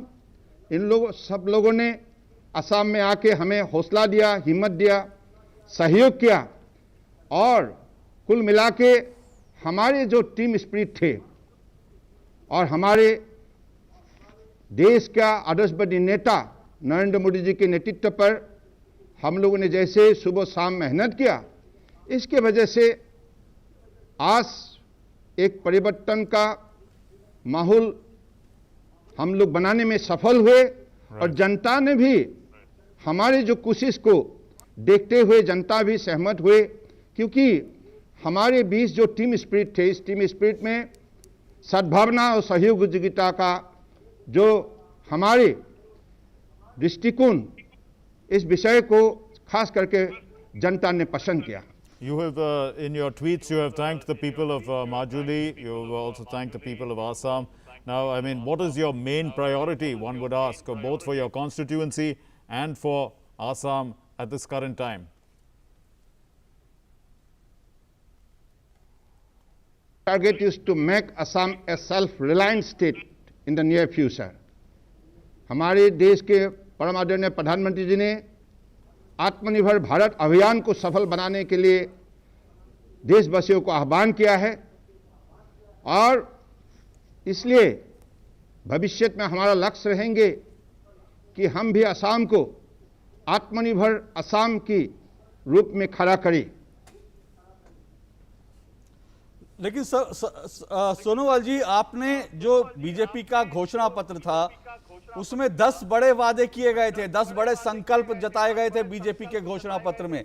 जाहिर सी बात है, अब दोबारा पार्टी सत्ता में आई है, अब एक कंटिन्यूएशन है। आपने बाढ़ से असम को मुक्ति की बात की थी, आपने बच्चों के लिए फ्री एजुकेशन की बात की थी, लाखों रोजगार की बात की थी, ऐसे कई बड़े वादे किए थे। और दूसरी तरफ सीए एनआरसी का भी मामला है, जिसको लेकर बीजेपी पर लगातार हमले भी करते रहे विपक्ष कि बीजेपी यहां पर जो है सीए एनआरसी पर असम में कुछ बोल नहीं रही है। घुसपैठ रोकने का आपने बहुत बड़ा वादा किया था, लेकिन उसको लेकर भी तमाम तरह के सवाल उठते रहे। तो ये जो तमाम आपके संकल्प हैं, वादे हैं, इनमें आपके लिए सबसे महत्वपूर्ण, सबसे पहले क्या और कौन सी चीज है जो आप असम को आज एश्योरेंस दे पाएंगे कि ये समस्या हम सबसे पहले डील करेंगे और इसको हम हल करके दिखाएंगे? देखिए, हमने जो संकल्प लिया है, इस संकल्प को पूरा करने का हमारा जो वादा है उसको हम निष्ठा से निभाएंगे और इस संकल्प को निष्ठा से निभाने के जरिए ही हम असम को आत्मनिर्भर एक प्रदेश के हिसाब से खड़ा करेंगे। क्योंकि आपको भी मालूम है, हमारा अभी असम के अंदर जो समस्या है, इस समस्या की स्थायी हल निकालने के लिए हम लोग पिछले 5 साल में काफ़ी मेहनत की है और अगले दिनों में, जैसे आपने कहा है कि असम की बाढ़, भूकटाव का स्थायी जो समाधान निकालने के लिए हमने जो संकल्प ली है, इस विषय पे भी हम निष्ठा से मेहनत करेंगे और असम की जनता को बाढ़ से हम राहत देने का काम करेंगे। साथ साथ में एक आत्मनिर्भर प्रदेश बनाने के लिए जो भी कदम उठाना जरूरी है, और हमने सिर्फ 10 वादा ही नहीं, इससे भी अगर जरूरत पड़े तो भी काम हम करेंगे, जिसके जरिए हम देश के अंदर असम को एक आत्मनिर्भर प्रदेश के हिसाब से हम पहचान बनाने में सफल होंगे। जी, और 2 लाख रोजगार का भी वादा था सर्वानंद जी, 2 लाख रोजगार भी दिया जाएगा जी। जैसे मैंने आपको कहा कि सिर्फ 10 ही नहीं, असम को आत्मनिर्भर प्रदेश बनाने के सिलसिले में जो भी कदम उठाना जरूरी है वो कदम हम उठाएंगे। असम के अंदर बेरोजगार जो युवा है उसको रोजगार देने का काम भी हम करेंगे, ताकि सब युवा निष्ठा से अपनी कर्मभूमि पर मेहनत करे और अपनी सेटिस्फैक्टरी इनकम वो करने में सफल हुए। और हर परिवार को हम आनंदित करने के लिए, सुरक्षित करने के लिए, प्रगति की दिशा पर चलने के लिए जो भी सरकार की तरफ से कदम उठाना जरूरी है, सभी कदम उठाया जाएगा। चलिए, बहुत बहुत शुक्रिया आपका डीडी न्यूज से जुड़ने के लिए और बहुत बहुत शुभकामनाएं, बधाई एक बार फिर से सर्बानंद सोनोवाल जी, आपको बहुत बहुत बधाई और शुक्रिया आपका। Thanks very much, sir, for being with us. तो Moving on then to Sarbananda Sonowal हमारे साथ जुड़े थे। आज की ज्यादातर मार्क, आज बंगाल के उसमें ये एक बड़ी खबर, बड़ी जीत, क्योंकि दूसरी बार लगातार असम में बीजेपी का आना अपने आप में, जबकि बीजेपी को वहां हराने के लिए भी कांग्रेस ने महाजोट बना लिया था तमाम पार्टियों को, ये लेकिन आज के एक हीरो सर्बानंद सोनोवाल भी हमारे साथ थे जी। Let's move on to Tamil Nadu now, and M.K. Stalin, the DMK president, has played a key role in crafting the DMK's victory in the just concluded Tamil Nadu Assembly elections. Let's take a look at M.K. Stalin's political journey to the top. M.K. Stalin is the second son of former Chief Minister M. Karunanidhi with his second wife Dayalu Ammal. Born in 1953, 4 days after the death of the Soviet communist leader, Stalin was named after Joseph Stalin. He was groomed from an early age by Karunanidhi as his successor and heir. Stalin's journey to the top was never an easy one. Known as a tireless worker, M.K. Stalin began his political journey during the 1967 assembly elections in the then Madras state by campaigning for his father's party when he was just 14 years old. However, during his early political career, Stalin was not considered a serious politician. Things changed when he was jailed for 6 months during the emergency under the Maintenance of Internal Security Act. Stalin holds a bachelor's degree in political science from the Presidency College in Chennai. He is credited for forming the youth wing of the DMK and headed it for more than 4 decades. He became the first directly elected mayor of Chennai from 1996 to 2001. He was also elected legislator from the Thousand Lights constituency in Chennai in 1989, 1996, 2001 and 2006. In 2011, he was elected to the assembly from the Kolattur constituency in Chennai. This is the first time Stalin has won and led the DMK to victory in Tamil Nadu, emerging out of his father, late M. Karunanidhi's shadows. Bureau Report, DD India. And Prime Minister Narendra Modi has congratulated the DMK leader M.K. Stalin for the victory. The Prime Minister tweeted, and I quote, "Congratulations to Thiru M.K. Stalin and the DMK for victory in the Tamil Nadu Assembly elections. We shall work together for enhancing national progress, fulfilling regional aspirations and defeating the COVID-19 pandemic. I would like to thank the people of Tamil Nadu who supported the NDA. I assure the people of Tamil Nadu that we will keep working towards the state's welfare and to further popularize the glorious Tamil culture. I applaud the Karyakartas for their hard work." And Nirmala Sitharaman also congratulated the DMK leader Stalin on his success. Sitharaman in a tweet said, "Good wishes and congratulations to M.K. Stalin on your success in the assembly elections in Tamil Nadu. Wishing you and the DMK a good tenure in service of the people."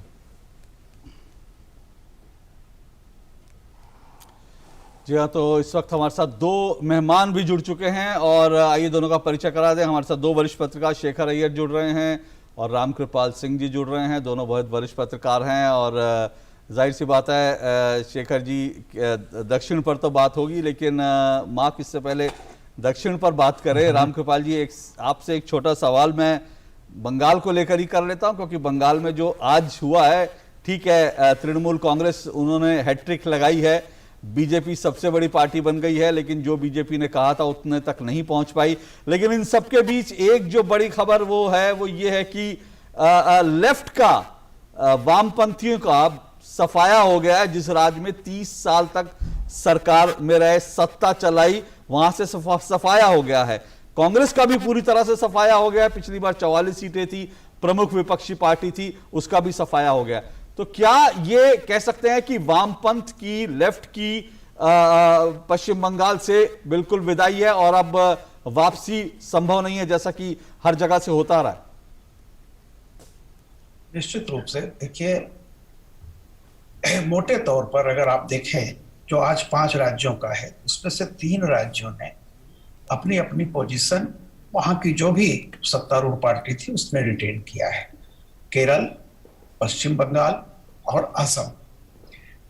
Bengal को लेकर के चूंकि सारा news जो थी वो बंगाल को केंद्रित करके हो रही थी, कई बार यह सवाल उठता था, मैंने हमेशा इस बात को माना है कि देखिए सिर्फ हार और जीत ये बहुत ज्यादा इनको मतलब कहते हैं तात्कालिक राजनीति का होता है। आपको लॉन्ग पर्सपेक्टिव में अगर आप दीर्घकालिक उसमें देखें, हिंदुस्तान में 2 पार्टियां, जैसा आपने कहा 60 साल तक 2 पार्टियों ने वहां राज किया था। करीब 30-35 साल के करीब कांग्रेस थी और इतना ही करीब सीपीएम थी, और 10 साल ममता जी की सरकार रही है। ये टर्म मिला करके 15 साल की बात मान लें। वहां पे बीजेपी का अगर आप देखें टोटल, वो अलग बात है कि हर पार्टी दावा करती है 200 सीट 300 सीट। मैं एक बात कह रहा हूं, 211 में 0। बीजेपी को अभी बंगाल की राजनीति में जिस तरह कह रहे हैं कि पैदा हुई, यानी 3 सीट मिली उसको 2016 में, तो मान के चलिए कि बंगाल में बीजेपी का अगर कोई शुरुआत उसकी हुई है जो संगठन पर 0 थी, 70 सीट पे 0 थी, वो मात्र आप उसको अगर 14 तक ले जाएं तो 14 से आज 7 साल की उसकी यात्रा है। 7 साल की उसकी यात्रा में आप देखिए 2019 अगर आप लोकसभा को भी वो कर लें तो 19 में जो उसको मिला था, और आज की तारीख में विधानसभा, मैं हमेशा विधानसभा को एक डिफरेंट एंगल से देखता हूं। दिल्ली में भी 7 सीटें बीजेपी को मिली थी, लेकिन विधानसभा में आप जानते हैं क्या हुआ। बिहार में भी इसके पहले एक बार ऐसे ही हो चुका था, बहुत जगह पे होता है और ये नई बात नहीं है। आप याद कीजिए 84-85 में कर्नाटक में राजीव गांधी को थंपिंग मेजॉरिटी मिली थी, पूरा कर्नाटक ने सपोर्ट किया था, और 90 दिन के भीतर कर्नाटक में जब इलेक्शन हुआ विधानसभा का तो वहां उन्होंने जनता पार्टी को चुना, रामकृष्ण हेगड़े की सरकार को, 90 दिन के भीतर, 3 महीने के भीतर। तो स्टेट के इलेक्शंस डिफरेंट होते हैं। लेकिन मैं जो बात आपने कही बहुत महत्वपूर्ण ये है, मैं नहीं कहूंगा कि इसको किसी की असफलता, लेकिन यह तय है कि 2 राष्ट्रीय पार्टियां जो बंगाल में 60 साल 70 साल से अपना अस्तित्व बनाए हुए थी, पिछली भी विधानसभा में कांग्रेस नंबर 2 की पार्टी थी 40 या 44 सीटों के आसपास, और सीपीएम 26 सीटें थी, वो नंबर 3 की पार्टी थी। बीजेपी 3 सीट लेकर के 4थे नंबर की पार्टी थी। आज बीजेपी ने बंगाल की राजनीति में अपना संगठन खड़ा कर लिया है। 70+ सीटें हैं उसकी, 3 से वहां तक पहुंचना, वो ठीक है 3 फिगर में नहीं पहुंची, आप ये कह सकते हैं, लेकिन आप देखिए कि कुल 6 साल 7 साल की जहां जिस राज्य में यात्रा में बीजेपी आज जहां पहुंची, तो मैं कह रहा हूं कि ये कोई बहुत आश्चर्यजनक तथ्य नहीं है ये कहना कि वो सत्ता में क्यों नहीं आई। मैं एक बात कह रहा हूं कि बंगाल की राजनीति में अब वो अकेली राष्ट्रीय पार्टी है जिसका मुकाबला एक क्षेत्रीय पार्टी से है। वो सत्ता में न सही अपोजिशन में बैठेगी तो भी उसकी एक राजनीति बंगाल में अब वो प्रथी मार के बैठ गई। दूरगामी आप देखिए क्या होता है। ऐसे ही ठीक बंगाल के बगल में असम में देखिए रिटेन किया है उन्होंने। तो मेरा बंगाल को लेकर के मेरा कहना है कि देखिए सिर्फ इस बात पर कि दावे और वादे क्या होते हैं मैं इसको नहीं जानता, मैं दीर्घकालिक राजनीति को जानता हूं। कश्मीर से कन्याकुमारी और कामरूप से कच्छ तक कभी जो राष्ट्रीय पार्टियां, आप याद कीजिए 2004 की जो बहुत बात की जाती है, 2004 में कैसे बीजेपी को हरा दिया और क्या हुआ, आप याद कीजिए कांग्रेस को कितनी सीटें मिली थी, 150 से कम। लेकिन एक बहुत बड़ा चंक लेफ्ट का हमेशा उसकी मदद को तैयार रहता था। आज कांग्रेस भी साफ है, लेफ्ट भी साफ है, और केरल में जो कुछ भी आप देख रहे हैं, एक बात तय जान लीजिए, मैं जिस बात को कहता था कि ठीक है वो आज सही गलत वो अलग बात होगी, लेकिन जिस तरह से ममता बनर्जी जी ने चंडी पाठ किया, तमिलनाडु में मैनिफेस्टो में उन्होंने लिखा कि तीर्थ यात्रा कराएंगे। जिस डीएमके का इतिहास ईवी रामास्वामी नायकर पेरियार से अगर आप पढ़ेंगे तो आप समझ सकते हैं क्या क्या वहां हुआ था। उन्होंने भी एक लाइन को समझ लिया, इन लोगों ने, स्टालिन ने भी जमीनी सच्चाई को समझा और विजयन ने कहा कि अयप्पा हमारे साथ हैं। तो आप इस चीज को देखिए ना, जिन लोगों ने जमीनी बदलाव की जमीनी सच्चाई देखा वो वहां पे सफल हुए हैं, रिटेन किए हैं। ममता जी की निश्चित तौर पर ये आगे आएगा विश्लेषण होगा, उन्होंने रिटेन ही नहीं किया बल्कि उससे ज्यादा सीटें पाई, लेकिन पूरा पॉलिटिकल सीन बदल गया है। अब एक राष्ट्रीय पार्टी उनके सामने मुकाबले में खड़ी है पोजीशन में, जिसके इस देश में तमाम राज्यों में जिसकी सत्ता है और जो एक मजबूत opposition. True, I think you've made your point, sir. So let's bring in Mr. Shekhar Iyer and let's move to Tamil Nadu now. Shekhar Iyer, first let's try and assess the performance of the AIADMK, because after all they've been in power for 10 years now, and the PMK, which had allied with them this time, along with the BJP. Yes. Well, Mark, Tamil Nadu elections has been very unique elections this time, in the absence of towering personalities like M. Karunanidhi or Jayalalitha. It was left to leaders like Mr. Stalin to take forward the DMK's, journey forward. Similarly, on the ADMK side, we saw Chief Minister Edappadi Palaniswamy and his deputy O. Pannirselvam. They took forward the course of the struggle of the ADMK in the post-Jayalalitha period. Now, if you look at the Lok Sabha elections of 2019, the kind of performance that the DMK alliance did, scoring almost 38 of the 39 Lok Sabha seats, it was very well assumed there is going to be a complete sweep whenever the assembly elections are held.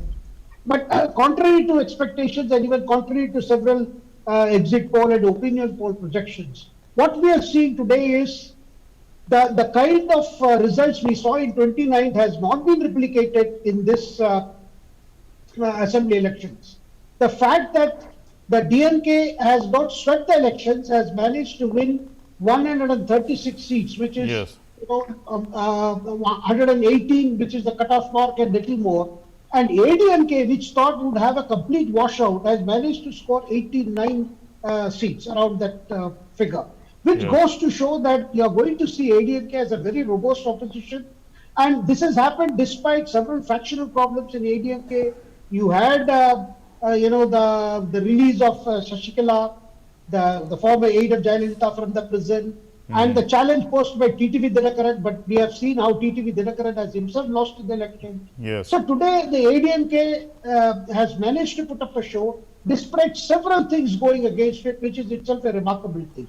On the other hand, we must also credit M.K. Stalin, who has single-handed, he has come out of the shadows of his father, because so long as his father was around, he was only functioning as his deputy. But now he is on his own and he has taken the DMK forward, and he has given the party a result, the result which they did not see even in 2006, when Karunanidhi was around and the DMK had formed the government, but not dependent on the alliance partners. But this time it is not so. DMK on its own has enough strength. This is a remarkable achievement for Stalin. But at the same time, the kind of result that has thrown, you are going to see a very robust opposition, and also a lot of challenges for Stalin, because given that when you have a robust opposition and with so many promises made to the people, it is going to really require a lot of skills of Stalin's administrative abilities in terms of delivery on the various promises made to the people. So do you see that Tamil Nadu will continue to be, basically two parties, which is the DMK and the AIADMK?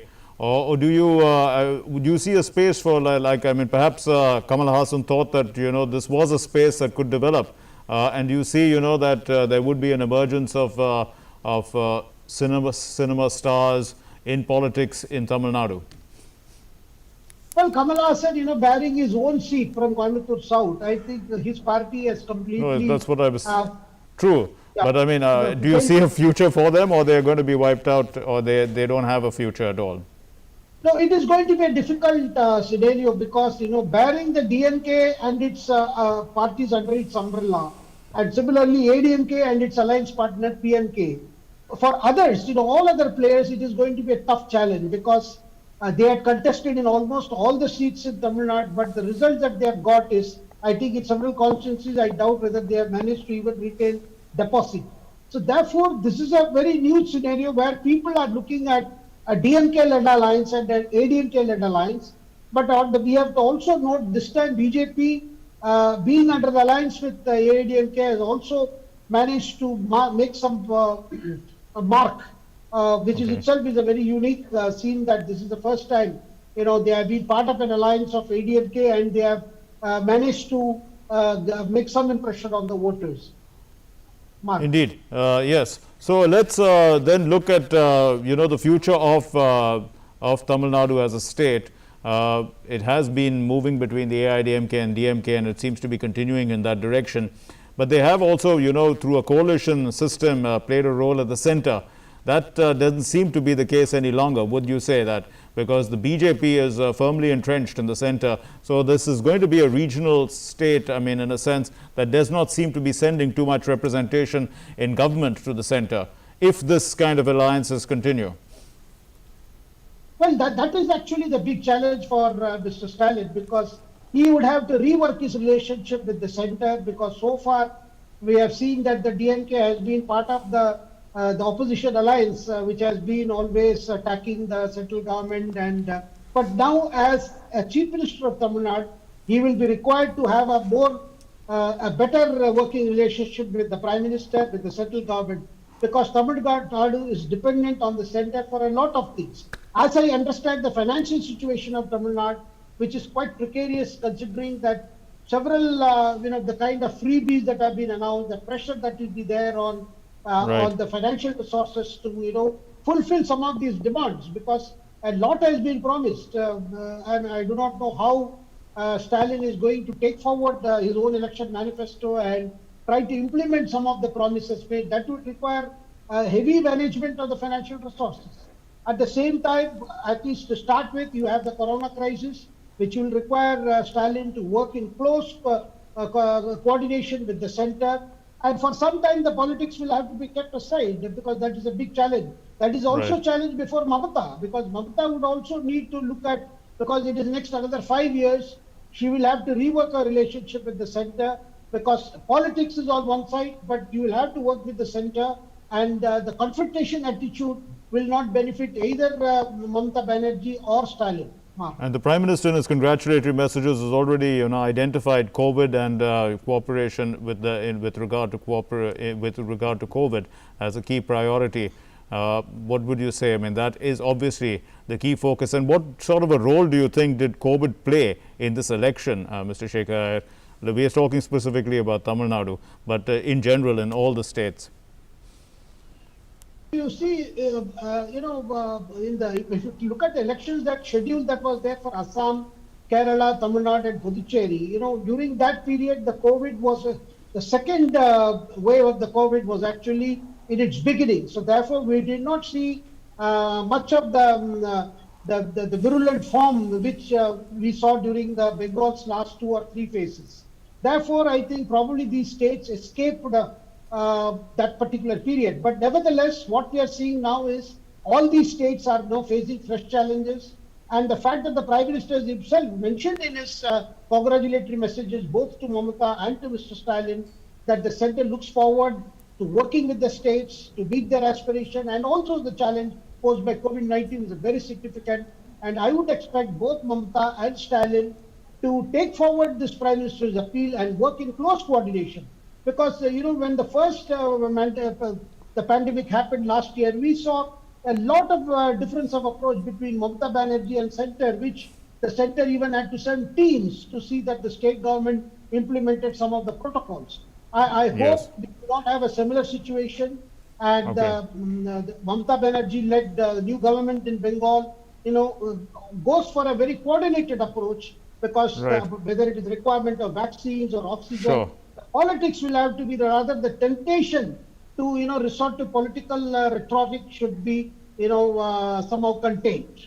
Indeed, and we should focus on the other states as well. So let's move to Kerala, and the Kerala Chief Minister Pinarayi Vijayan has created history by steering the Left Democratic Front to its second consecutive victory. With the party's win, the LDF has broken the state's four-decade-old trend of swinging between the Communists and the Congress-led United Democratic Front. Pinarayi Vijayan is the current Chief Minister of Kerala and a member of the Politburo of the Communist Party of India, Marxist. He was born in a poor family in Kannur district and completed his schooling from the Perelassery High School. He joined the government Brennan College for pre-university studies. He entered active politics through student unions before formally joining the Communist Party of India, Marxist, in 1964. Pinarayi Vijayan is the longest-serving Secretary of Kerala State Committee of the CPI-M from 1998 to 2015. He served in the government of Kerala as Minister of Electric Power and Cooperatives from 1996 to 1998. Vijayan won a seat in the May 2016 Kerala Legislative Assembly election as the CPI-M candidate. Became the 12th Chief Minister of Kerala. In 2006, he won the assembly elections from the Payanur seat. He became the Kannur District Secretary of the Kerala Students' Federation, became CPI-M District Secretary in Kannur in 1978. One of the biggest points that worked in the LDF's favour was Vijayan's image as an efficient crisis manager, which has only gained more prominence and popularity in the past few years. Bureau Report, DD India. And Prime Minister Narendra Modi also congratulated the Chief Minister of Kerala, Pinarayi Vijayan, for the victory in the Assembly polls. The Prime Minister tweeted, and I quote, "I'd like to congratulate Shri Pinarayi Vijayan and the LDF for winning the Kerala Assembly elections, where we will continue working together on a wide range of subjects and ensure India mitigates the COVID-19 global pandemic." The Prime Minister also said that gratitude to the people of Kerala who supported our party in these elections. I appreciate the efforts of the industrious party Karyakartas, who will continue serving the people of the state and strengthen the party at the grassroots level. And the Finance Minister Nirmala Sitharaman also congratulated Mamta Banerjee for her win. Sitharaman in a tweet said, "Congratulations Mamta Didi and the All India Trinamool Congress for being elected again to the Assembly elections, and good wishes to your next tenure."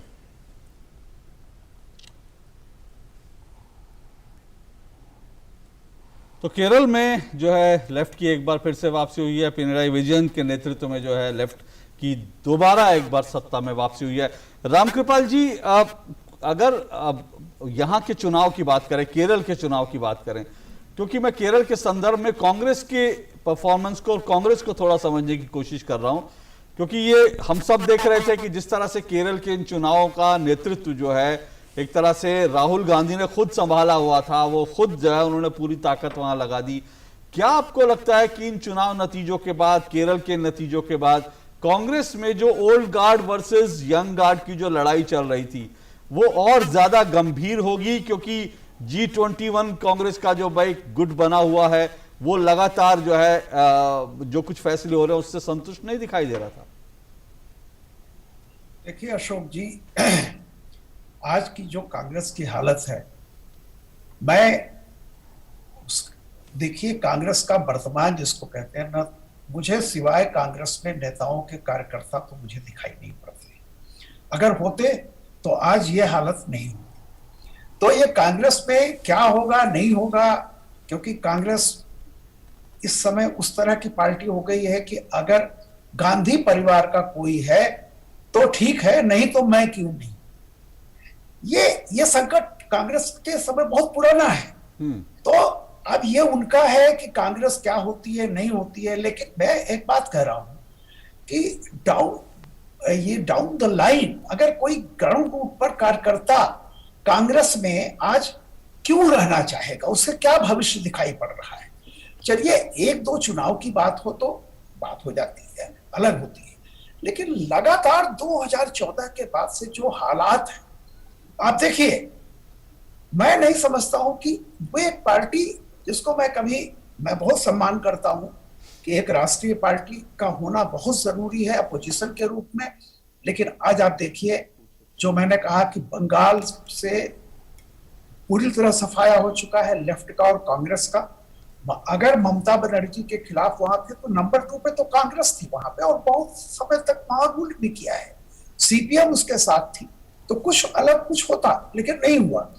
इसलिए मैं जो केरल की स्थिति है, केरल में तो कहीं BJP दूर दूर तक भी नहीं थी, न तो कोई उम्मीद कर रहा था केरल और तमिलनाडु में बीजेपी। तो अभी आगे भविष्य में क्या होगा वो अलग बात है, लेकिन जिस तरह से यूडीएफ का सफाया हुआ है, आप ये देख लीजिए कि वो अपने आप में क्या कहानी कह रहा है कि आप सब जगह से, इवन पुडुचेरी में भी, तो आप कश्मीर से कन्याकुमारी तक और इधर कटक से कटक आप कह लीजिए कहीं भी नहीं है। तो उस कांग्रेस में अब ये सवाल इस बात का है कि ये कांग्रेस पार्टी के नेता क्या करते हैं नहीं करते हैं, लेकिन कांग्रेस का अब मुझे नहीं लगता है कि उसका रिवाइवल या किसी तरह का वो कोई चीज संभव है।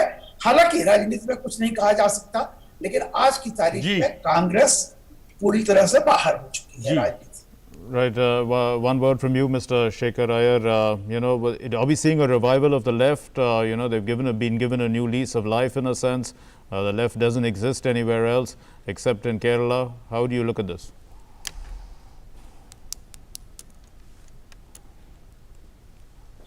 Seems that we have seems to have lost our contact there, but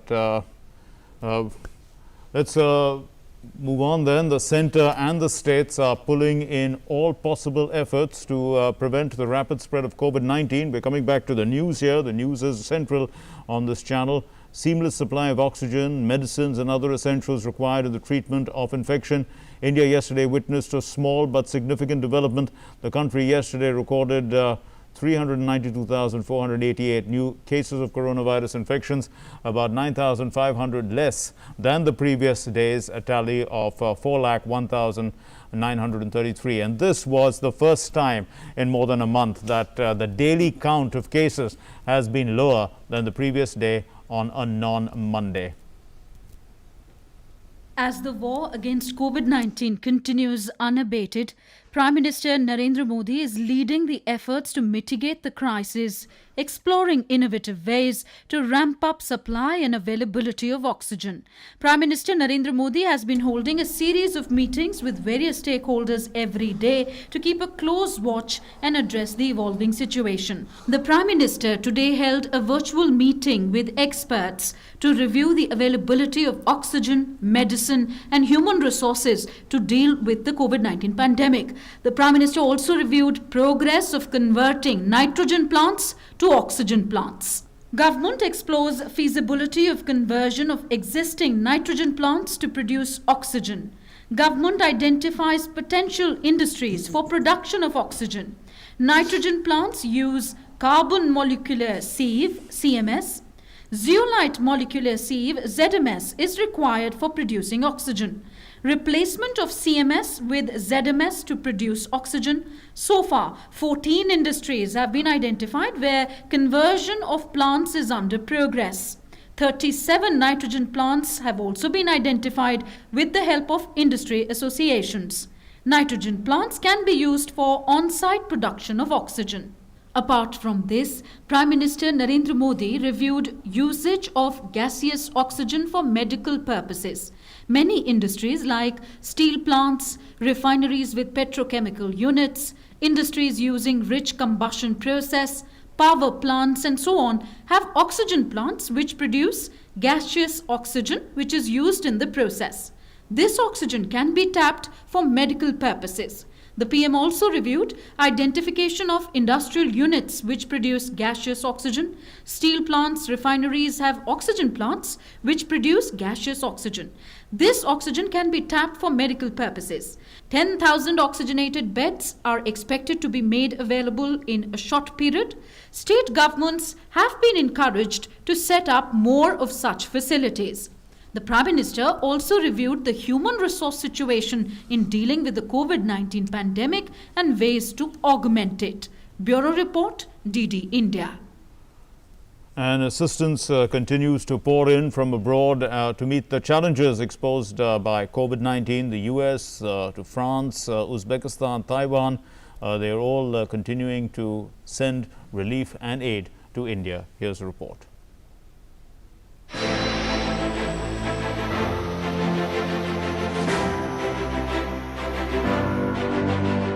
From the US to France to Uzbekistan to Taiwan, India continues to receive relief and aid sent to fight its battle against the COVID-19 pandemic. In keeping with America's steadfast support for the people of India, another flight from the USA arrived Saturday night carrying over 1,000 oxygen cylinders, regulators and other medical equipment. This is the third shipment from USA in a period of 2 days, adding to our oxygen capacities. India expressed its heartfelt gratitude towards the USA for its support. Meanwhile, US Agency for International Development, USAID, has said that 2 air shipments have already arrived in India to date and more are on the way. The flights are all together transporting additional oxygen cylinders and regulators, oxygen concentrators, rapid diagnostic tests and more than 1 million N95 masks. Also, one of these flights will carry a deployable oxygen concentration system. The agency further said that more life-saving supplies will follow.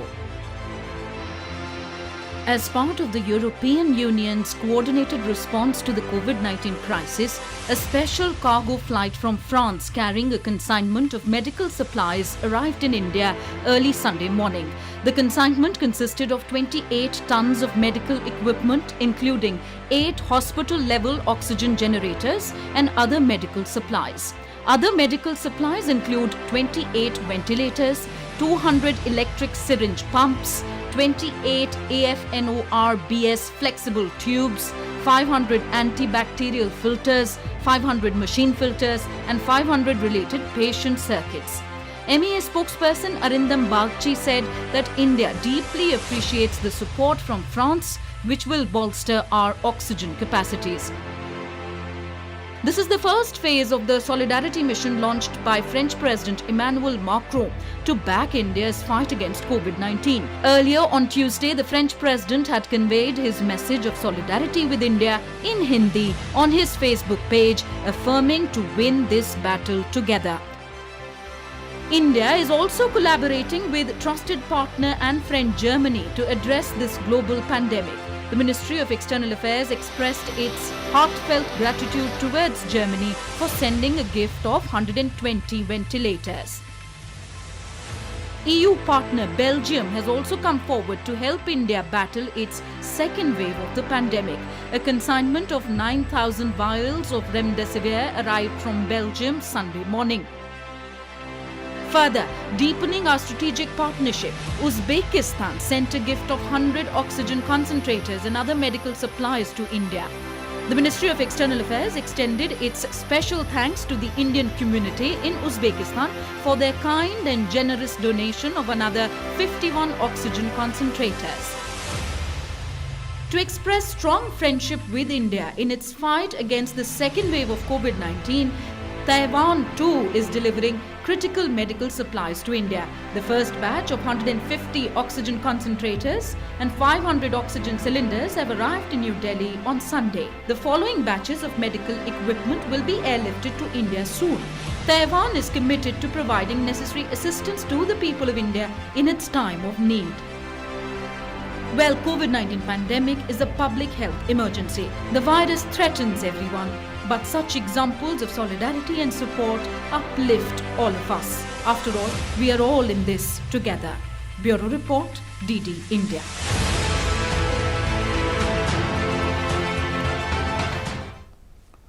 And moving on, the Cabinet Secretary Rajiv Gauba reviewed various aspects of the COVID-19 preparedness in the capital. The Cabinet Secretary emphasized the need to ramp up the medical infrastructure in Delhi at the earliest to cater to the increasing demand of COVID beds, ICUs and ventilators. A single helpline should be created at the front end to provide relevant clinical information to the needy people and should be popularized. The helpline can be serviced through a dedicated and a well-staffed call center on issues related to availability of oxygen. The Cabinet Secretary expressed his anguish, in fact, at the recent instances where people had suffered due to the lack of adequate and timely availability of oxygen. He asked the Delhi government to make all-out efforts to lift their allocated oxygen using all the means at their disposal. And on the issue of adequate medical and healthcare human resources, he asked the Delhi government to create flexible procedures to engage the services of retired medical professionals. The Cabinet Secretary also asked for further augmentation of testing facilities and timely availability of test results. The Additional Secretary, Health, also emphasized the need for setting up oxygen audit committees in various hospitals and medical facilities. Dr. V.K. Paul recommended that small nursing homes and hospitals be roped in for augmenting the medical infrastructure of the capital. He asked for COVID care centers to be opened in hotels and similar places as per the protocol. The nation is celebrating the birth centenary of one of the greatest filmmakers, Satyajit Ray, born on this day in 1921. Satyajit Ray's debut film, which was Pather Panchali, catapulted him to international fame. The film had won the Best Human Document Award at the 1956 Cannes Film Festival, and in India, Satyajit Ray's films won 36 times at the National Film Awards. Well, in recognition of the OIT's legacy, the Minister of Information Broadcasting, Prakash Javadekar, on the 100th birth anniversary of the legendary filmmaker, announced that the Satyajit Ray Lifetime Achievement Award for Excellence in Cinema has been instituted to be given at the IFFI every year starting this year. Satyajit Ray Lifetime Achievement Award for Excellence in Films will be given every year in the International Film Festival of India, which takes place in Goa. So, this being the birth centenary year, we will declare one such award with 10 lakh rupees prize money to a very renowned person of India and the film world, and at the same time that will be given and declared in IFFI, Goa, 21. We will also organize Satyajit Ray Film Festival in India and abroad. In abroad, on 74th Cannes Film Festival, we will arrange special retrospective of his films.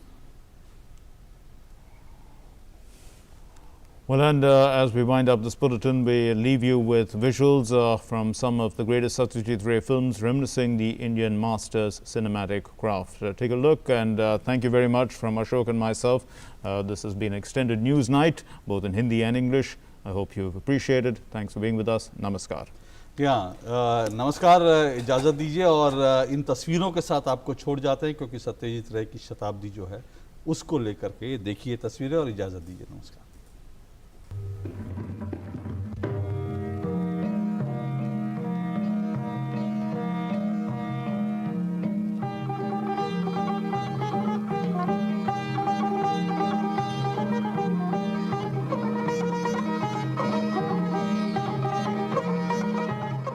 Satyajit Ray, Bengali motion picture director, writer and illustrator, who brought the Indian cinema to world recognition with Pather Panchali in 1955.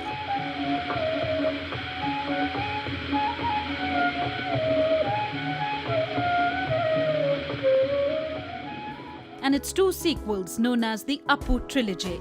As a director, Ray was noted for his humanism, his versatility, and his detailed control over his films and their music. He was one of the greatest filmmakers of the 20th century.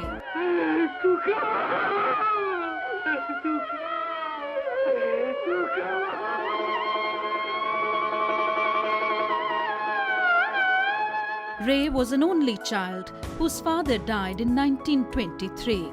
His grandfather was a writer and illustrator. Ray grew up in Calcutta and was looked after by his mother.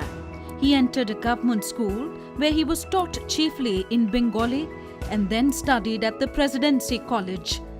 That was Calcutta's leading college, where he was taught in English. By the time he graduated in 1940, he was fluent in both the languages.